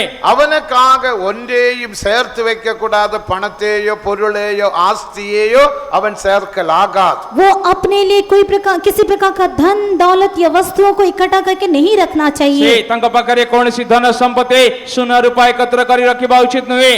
மூன்றாவது அவன் எந்த நோக்கத்துக்காக புறப்பட்டானோ அந்த நோக்கத்தை அவன் மற்றவர்களுக்கு சொல்ல வேண்டும், பிரசங்கம் பண்ண வேண்டும். और जिस तीसरा विषय ये है, जिस मकसद के साथ वो भेजा गया है वो मकसद दूसरों को बताना चाहिए, प्रचार करना चाहिए. जो उद्देश्य रे प्रभु तंग आह्वान करियछन्ते से उद्देश्य अन्य लोक माने जणेबा आवश्यक, प्रचार करिबा आवश्यक अटे. நாலாவது அந்த நோக்கத்தை அவன் நிறைவேற்ற வேண்டும், ஊழியத்தை நிறைவேற்ற வேண்டும் என்று வாசிக்கிறோம். और चौथा हम देखते हैं कि वो उस मकसद को पूरा करना चाहिए या वो सेवकाई को वो पूरा करना चाहिए. चतुर्थ जो से उद्देश्य तंग जीवन सफल करिबा आवश्यक, तंग सेवा कार्य समाप्त करिबा आवश्यक अटे. இதுதான் தியாகி என்று சொன்னால் அர்த்தம். और त्यागी का अर्थ यही है. त्यागयुक्त जीवन बलि कले एडा अटे. அப்போஸ்தலர் நடபடிகள் 20:24 வாசிக்கிறோம். प्रेरितों का काम 20वां अध्याय का 24वें वचन में इस बात को हम पढ़ते प्रेरित हैं. कार्य कोड़ी रे 24-23 रे पढ़ो. ஆனபடியால் தான் ஊழியர்கள் எதே குறித்தும் கவலைப்படுகிறது இல்ல. इसीलिए हम जिस सेवक हैं किसी बात का हम फिक्र नहीं करते. तो सेवक लोक माने कौन सी विषय रे चिंता करंती नाय. இரண்டாவது ஊழியர்கள் தங்களுக்காக ஒன்றும் சேர்த்து வைக்கிறது இல்ல. दूसरा सेवक अपने लिए कुछ भी इकट्ठा करके नहीं रखते. द्वितीय सेवक निज पाए किछि एकत्र करी रखे नाय. மூன்றாவது எதற்காக ஊழியர்கள் அழைக்கப்பட்டாரோ அந்த விஷயத்துக்காக, நோக்கத்துக்காக, திட்டத்துக்காக அவர்கள் பிரசங்கம் பண்ணுகிறார்கள். और तीसरा ये है कि सेवक जिस मकसद के साथ भेजे गए वो मकसद के बारे में प्रचार करते हैं. जो उद्देश्य द्वारा सैने प्रेरणा प्राप्त होइए चंदे से उद्देश्य को कईवा आवश्यक, प्रचार करीवा आवश्यक अटे. மூன்றாவது ஊழியர்கள் தங்களுடைய ஊழியத்தை நிறைவேற்றுகிறார்கள். और चौथा सेवक अपने सेवकाई को पूरा करते हैं. तृतीय सेवक तंग सेवा को समाप्त करी थाय. தேவனுக்கு மகிமை. परमेश्वर की महिमा हो. प्रभुंकर गौरव. இப்படிப்பட்டதான ஊழியர்களோடு நாம் ஐக்கியப்பட வேண்டியது அவசியம். और इस प्रकार सेवकों के साथ हम संगति रखना, एक बने रहना आवश्यक है. ए प्रकार सेवक मानक सहित हमें सहभागिता रखिबा आवश्यक अटे. அவரோடு ஐக்கியப்பட்டால் மட்டும்தான் தேவன் அவர் மூலமாக கொடுக்கப்படுகிறதான உபதேசத்தின்படி நீயும் ஜீவித்து உன்னுடைய ஆவி ஆத்ம சரீரம் பரிசுத்தமாக்கப்பட முடியும். और इस प्रकार सेवकों के साथ आप सहभागिता रखोगे तो परमेश्वर उनको जो सलाह देता है उस सलाह को आप प्राप्त करते हुए अपनी आत्मा, प्राण और शरीर में पवित्र किए जा सकते हो. अपने सेवक माने से संयुक्त रहले से मैंने दोतिवा शिक्षा उपदेश को प्राप्त करे, अपना आत्मा, प्राण, शरीर को अपने स्पर्श करी पारिबे. ஊழியர்கள் கரத்தில் தேவன் அந்த உபதேசம் தந்திருக்கிறார். और इस सेवकों के हाथ में परमेश्वर ने एक उपदेश दिया है. ए सेवक मानक हस्तरे प्रभु उपदेश देय शांति.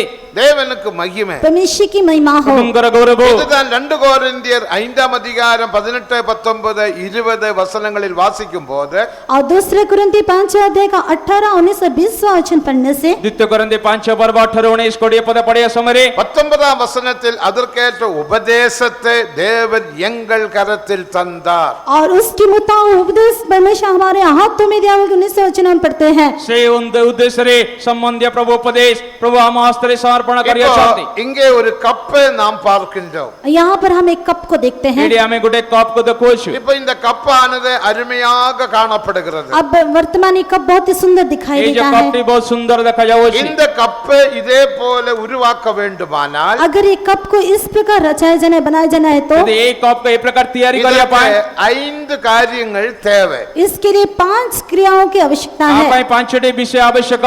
முதலாவது என்ன தேவை? पहले उसमें तेल की आवश्यकता है. प्रथमे कौन आवश्यक? இதுக்கு ஒரு ஃபேக்டரி தேவை. पहले क्या चाहिए कहने से उसके लिए कारखाना चाहिए. आपै गुटे कारखाना आवश्यक. இரண்டாவது மிஷின் தேவை. और दूसरा उसके लिए मिशन चाहिए. तृतीय तापै मशीन आवश्यक. மூன்றாவது அந்த மிஷின் ஓட்டக்கூடிய பயிற்சி பெற்ற ஓட்டுநர் தேவை, അല്ലെങ്കിൽ அந்த ऑपरेटर தேவை. और तीसरा हम देखते हैं कि उस मिशन को चलाने वाली योग्यता प्राप्त की एक ऑपरेटर की आवश्यकता है. तृतीय होची से मशीन चलेवा निमंते तापै गुटे ऑपरेटर आवश्यक अटे. நாலாவது அரசாங்கத்திலிருந்து அனுமதி தேவை. और चौथा सरकार की ओर से अनुमति की आवश्यकता है. चतुर्थ को तैयारी करिया पाए सरकार अनुमति दरकार. ஐந்தாவது இந்த மிஷனுக்கு ஏற்ற மின்சாரம் தேவை. और पांचवा उस मिशन को चलाने के अनुसार विद्युत की आवश्यकता है. ए प्रकार पंचमचम विषय याको तैयारी करिया पाए विद्युत आवश्यक अटे. வீட்டுக்கு எடுக்குகிற 240 வோல்டேஜ் கரண்ட் இந்த மிஷனுக்கு பத்தாது. और हम இதுக்கு 3 फेज करंट 440 वोल्टेज தேவை. और घर को जैसे देखते हैं 240 मीटर वो हम वोल्टेज हमको आवश्यकता नहीं होगा, बल्कि इसके लिए 440 वोल्टेज की आवश्यकता है. ए तैयारी करे पाए आपको साधारण करंट में 3 फेज करंट 440 वोल्ट दरकार. இந்த கப்பு புதிய ஏற்பாட்டு சபை என்று வைத்துக் கொள்ளுங்க. सोच लीजिए कि जो कप है वो नए नियम की कलीसिया है। भावंतो एक कप अछि नूतन मंडली அப்போ முதலாவது ஒரு ஃபேக்டரி தேவை. और सबसे पहले इसके लिए एक फैक्ट्री की आवश्यकता है। प्रथमे तापे फैक्ट्री आवश्यक अटे। ஃபேக்டரி எதை வெளிப்படுத்துகிறது? फैक्ट्री कहने से किसे दिखाता है? फैक्ट्री को विषय को दर्शाए। அதுதான் 2 கொரிந்தியர் 5ஆம் அதிகாரம் 18ஆம் வசனத்திலே உப்புரவாகுதலின் ஊழியம் என்று வாசிக்கிறோம். और उसी के बारे में 2 कुरिन्थी 5 अध्याय का 18वां वचन में हम पढ़ते हैं मेल मिलाप की सेवकाई। एडे हमें 5 पर्व 2 कोरिन्थी 5:18 पढुवछु सम्मिलित सहभागिता। மெல்கிசேதேக்கின் முறைமையின்படி உப்புரவாகுதலின் ஊழியம் और मेलकिसेदेक के क्रम के अनुसार मेल मिलाप की सेवा। मेलकिसेदेक श्रेणी अनुसार सम्मिलित सेवा அதுதான் ஃபேக்டரி. और वही एक फैक्ट्री है। सेडा होची गोटे फैक्ट्री। இரண்டாவது ஒரு மிஷின் தேவை. दूसरा एक मशीन की आवश्यकता है। तापै गोटे यंत्र व मशीन आवश्यक। அது எதை வெளிப்படுத்துகிறது? और ये यंत्र किसे दिखाता है? को विषय को प्रकाश அதுதான் 2 கொரிந்தியர் 5ஆம் அதிகாரம் 19ஆம் வசனத்தை நாம் வாசிக்கும் और போது उसी के बारे में 2 कुरिन्थियों 5 अध्याय का 19वां वचन में पढ़ने से विषय 2 कोरिन्थी 5:19 पढ़ो உப்புரவாகுதலின் உபதேசம் என்று வாசிக்கிறோம். और मेल मिलाप की वो वचन या उपदेश है। से सम्मिलित से वाक्य व उपदेश पढ़ुवछु। மூன்றாவது இதற்கு என்ன தேவை? तीसरा इसके लिए क्या आवश्यकता है? तृतीय आपे कोन आवश्यक? அந்த மிஷின் ஓட்டக்கூடிய பயிற்சி பெற்ற நல்ல ஒரு ஆபரேட்டர் தேவை. और उस यंत्र को चलाने के लिए एक सही योग्यता प्राप्त की है एक ऑपरेटर की आवश्यकता है। এবং সেই যন্ত্র মেশিন চলেবা নিমন্তে তার যোগ্য গুড অপারেটর আবশ্যক অটে। அதுதான் 2 கொரிந்தியர் 5ஆம் அதிகாரம் 20ஆம் வசனத்திலே அதற்கென்று நாங்கள் தேவனுடைய ஸ்தானாதிபதிகள் என்று சொன்னார். और उसी के लिए हम पढ़ते हैं कि 2 कुरिन्थियों 5 अध्याय का 20वां वचन में परमेश्वर के द्वारा ठहराए हुए राजदूत की आवश्यकता है। 2 कोरिन्थी 5 रे पढो ता निमंते आमे माने क्रिश्चियनकर पक्षरे राजदूत माने अटु। நாலாவது என்ன தேவை? चौथा इसके लिए क्या जरूरी है? अनुमतिகள் தேவை. सरकार की ओर से अनुमति की आवश्यकता है। सरकार अडो अनुमति आवश्यक अटे। अनुमति எதை வெளிப்படுத்துகிறது? और ये अनुमति किसे दिखाता है? अनुमति का प्रकाश करे। 2 கொரிந்தியர் 5ஆம் அதிகாரம் 5ஆம் வசனத்தில் வாசிக்கிறது போல விசுவாசம் தேவை. 2 कुरिन्थी 5 अध्याय का 5वां वचन के आधार पर विश्वास की आवश्यकता है। 2 कोरिन्थी 5:5 अनुसार हम जीवन में विश्वास आवश्यक। தேவனுடைய கிருபையினால் விசுவாசத்தை கொண்டு நீங்கள் ரட்சிக்கப்பட்டீர்கள். और परमेश्वर के अनुग्रह से विश्वास से तुम्हारा उद्धार हुआ है। ईश्वर के अनुग्रह द्वारा विश्वास द्वारा तुम्हें परित्राण पाइयछ। ஒவ்வொரு படி நாம் வளர்ந்து வளர்ந்து போக வேண்டுமானால் அதற்கேற்ற விசுவாசம் தேவை. और एक एक पहलू करते हुए हमें बढ़ के जाने के लिए उसके लिए हमें विश्वास की आवश्यकता है। स्तर ऊपर स्तर जाई बदली जीवन निमंते ता निमंते हम जीवन विश्वास आवश्यक अटे। பரிசுத்தாவின் அபிஷேகம் பெறும்போது இந்த விசுவாசமானது மகா பரிசுத்த விசுவாசமாக மாற்றப்படுகிறது. और पवित्र आत्मा का अभिषेक को प्राप्त करने के जरिए ये विश्वास अति पवित्र विश्वास में बदल जाता है। पवित्र आत्मा अभिषेक प्राप्त करिया द्वारा ये विश्वास अति पवित्र विश्वास होता है। அந்த விசுவாசம் தேவனிடத்திலிருந்து நாம் பெற்றுக்கொள்ளுகிறோம். और इस वो विश्वास को हम परमेश्वर से प्राप्त करते हैं। ये विश्वास से हमें प्रभुଙ୍କ ठाରୁ प्राप्त करिथाओ। விசுவாசம் கேள்வியினாலும் கேள்வி வசனத்தினாலும் வருகிறது என்று ரோமர் 17:14 10 வாசிக்கிறோம். और रोम 10:17 वासिக்கிறோம். और रोमियो 12:10 में हम पढ़ते कि विश्वास से विश्वास उत्पन्न होता है। रोमी पत्री 10:17 पढुछु श्रवण ईश्वरଙ୍କର वाक्य द्वारा आसीଥାଏ। அப்படிப்பட்ட ஒரு மகா பரிசுத்த விசுவாசம் இருந்தால் தான் உபதேசத்தின்படி ஜீவிக்க முடியும். और इस प्रकार एक अति पवित्र विश्वास हमारे अंदर रहने से ही हम उपदेश के अनुसार जीवन व्यतीत कर सकते हैं। ए विश्वास रहले हमें अति पवित्र विश्वास जीवन अतिबाहित करि परिबा। அடுத்து ஐந்தாவது அந்த மின்சாரம் தேவை. और पांचवा हम देखते हैं बिजली की आवश्यकता है। पंचम तानि मन्ते विद्युत आवश्यक अटे। மின்சாரம் எதை வெளிப்படுத்துகிறது? ये बिजली यहाँ किसे प्रकट करता है? ये जो विद्युत को विषय को दर्शाए। 2 கொரிந்தியர் 8ஆம் அதிகாரம் 9ஆம் வசனத்தை நாம் வாசிக்கும் போது 2 कुरिन्थियों 8:9 8वां अध्याय का 9 वचन हम पढ़ने से 2 कोरिन्थी 8:9 पद पढ़िया। அதுதான் தேவ கிருபை என்று நாம் வாசிக்கிறோம். और वो परमेश्वर का अनुग्रह बल के हम पढ़ते हैं। प्रभु यीशु कृष्ण का अनुग्रह बल हम पढ़ोछु। தேவ கிருபையின் விளக்கம் என்ன?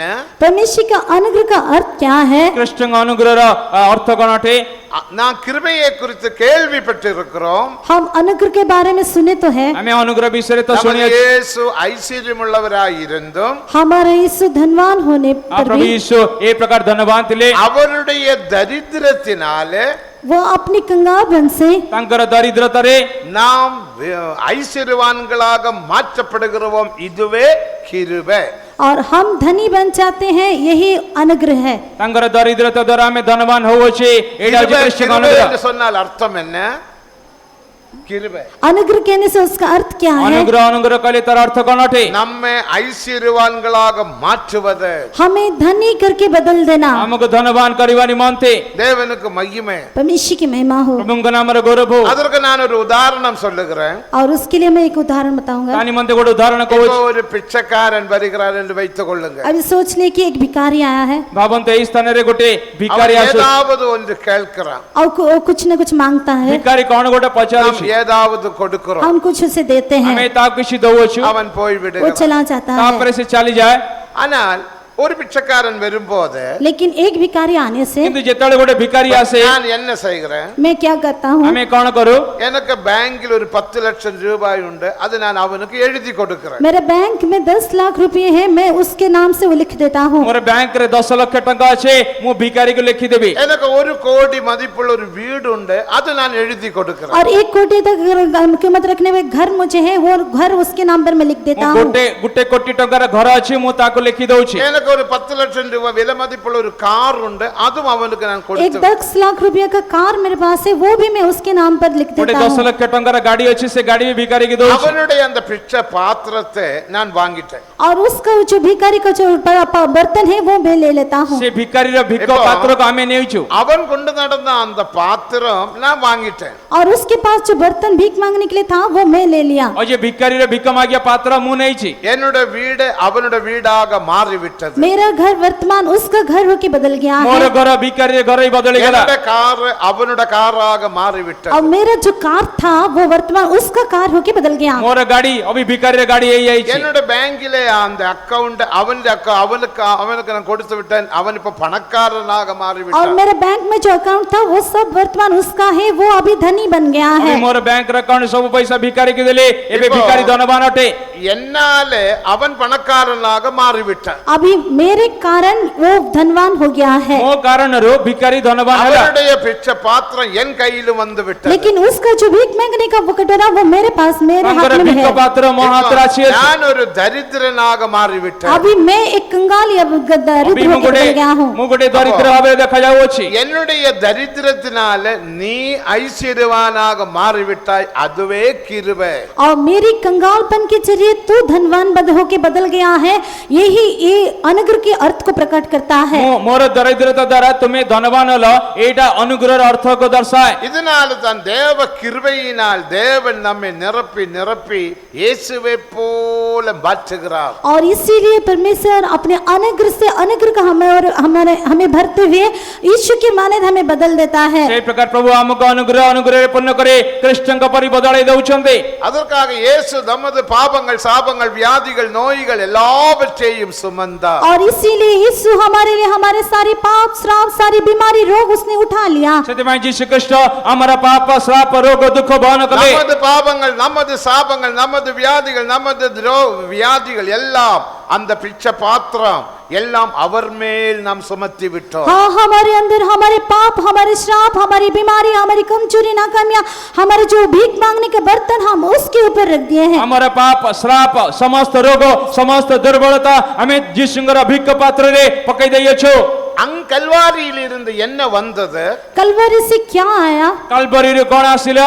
அவர் அந்த பணத்தை கொடுத்தது போல வீடு கொடுத்தது போல கார் கொடுத்தது போல கல்வாரியில் இருந்த தேவனுடைய நீதி நம்மை சந்தித்தது. जैसा वो गरीब व्यक्ति को कंगाल को धन अपना सब कुछ घर वापस सब दे दिया, उसी प्रकार वो कलवरी से परमेश्वर का वो धार्मिकता हमारे अंदर आता है। जे प्रकार से गरीबों को जे प्रकार गाड़ी तंगर अर्थ तंगर घर देले, से प्रकार कालबरी क्रूसरे प्रभु तंगर धार्मिकता प्रकाश कले। இவ்விதமாக நாம் தேவனுடைய நீதி ஆகும்படி பாவம் அறியாத அவரை நமக்காக பாவ பலியாக மாற்றினார் என்று 2 कोरिन्थियर 5ஆம் அதிகாரம் 21ஆம் வசனத்தில் வாசிக்கிறோம். और इसके बारे में 2 कोरिन्थियर 5 अध्याय 21 वचन में हम पढ़ते हैं, जो पाप से अज्ञान था उसको उसने हमारे लिए पाप ठहराया कि हम उसमें होकर परमेश्वर की धार्मिकता बन जाएं. आमे जे प्रकार धार्मिक गणित हवा निमंते जीसु जे पाप रहितले रहित होइतले आम निमंते पाप रे बळिए क्रूस ऊपर झुलिले. அது ஆண்டவர் சொன்னார், என் கிருபை உனக்கு போதும். और इसीलिए वो कहता, मेरा अनुग्रह तेरे लिए बहुत ही काफी है. ସେଥିପାଇଁ କହିଲେ ପ୍ରଭୁ ତୁମର ମୋର ଅନୁଗ୍ରହ ତୁମ ପାଇଁ ଯଥେଷ୍ଟ. என் கிருபை உங்களோடு இருப்பதாக. हाँ, मेरा अनुग्रह तुम्हारे साथ बने रहे. ମୋର ଅନୁଗ୍ରହ ତୁମ ସହବର୍ତ୍ତୀ हो. என் கிருபையில் வளருங்கள். मेरे अनुग्रह में तुम्हें बढ़ते जाओ. ମୋର ଅନୁଗ୍ରହରେ ବୃଦ୍ଧି ପାଅ. அந்த கிருபையானது உங்களை என்னை போல மாற்றும். और वही अनुग्रह आपको तुमको मेरी माने बदल देगा. ସେ ଅନୁଗ୍ରହ ଆପଣ ମତେ ଈଶ୍ୱରଙ୍କ ତୁଲ୍ୟ ବଦଳି ଦେବ. அத என் கிருபை உனக்கு போதும். मेरा अनुग्रह तेरे लिए काफी ମୋ है. ଅନୁଗ୍ରହ ତୁମ ପାଇଁ ଯଥେଷ୍ଟ ଅଟେ. இந்த கிருபையை நீ வீணாக்காதே. मेरे अनुग्रह को तो व्यर्थ ना ଏ ठहराना. ଅନୁଗ୍ରହକୁ ଆପଣ ବ୍ୟର୍ଥ କରନ୍ତୁ இந்த ନାହିଁ. கிருபையை நீ போர்க்கடிக்காதே. और इस अनुग्रह को तो नष्ट नहीं करना. ଏ ଅନୁଗ୍ରହକୁ ନଷ୍ଟ କରନ୍ତୁ ନାହିଁ.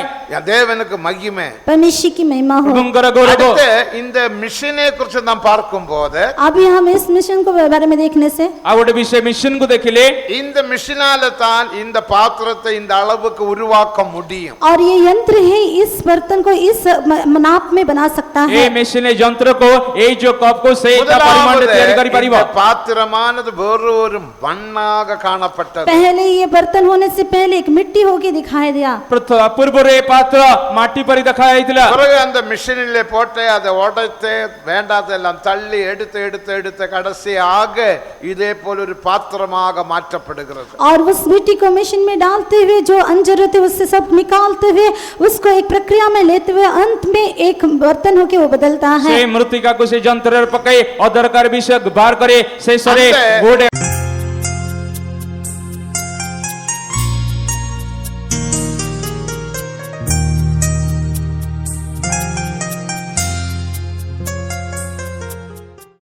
வந்து உட்காரும். दया करके सब थोड़ा आगे आके बैठ जाए. ଦୟାକରି ସମସ୍ତେ ଟିକେ ଆଗୁ ଆଗୁ ଆସି ବସନ୍ତୁ.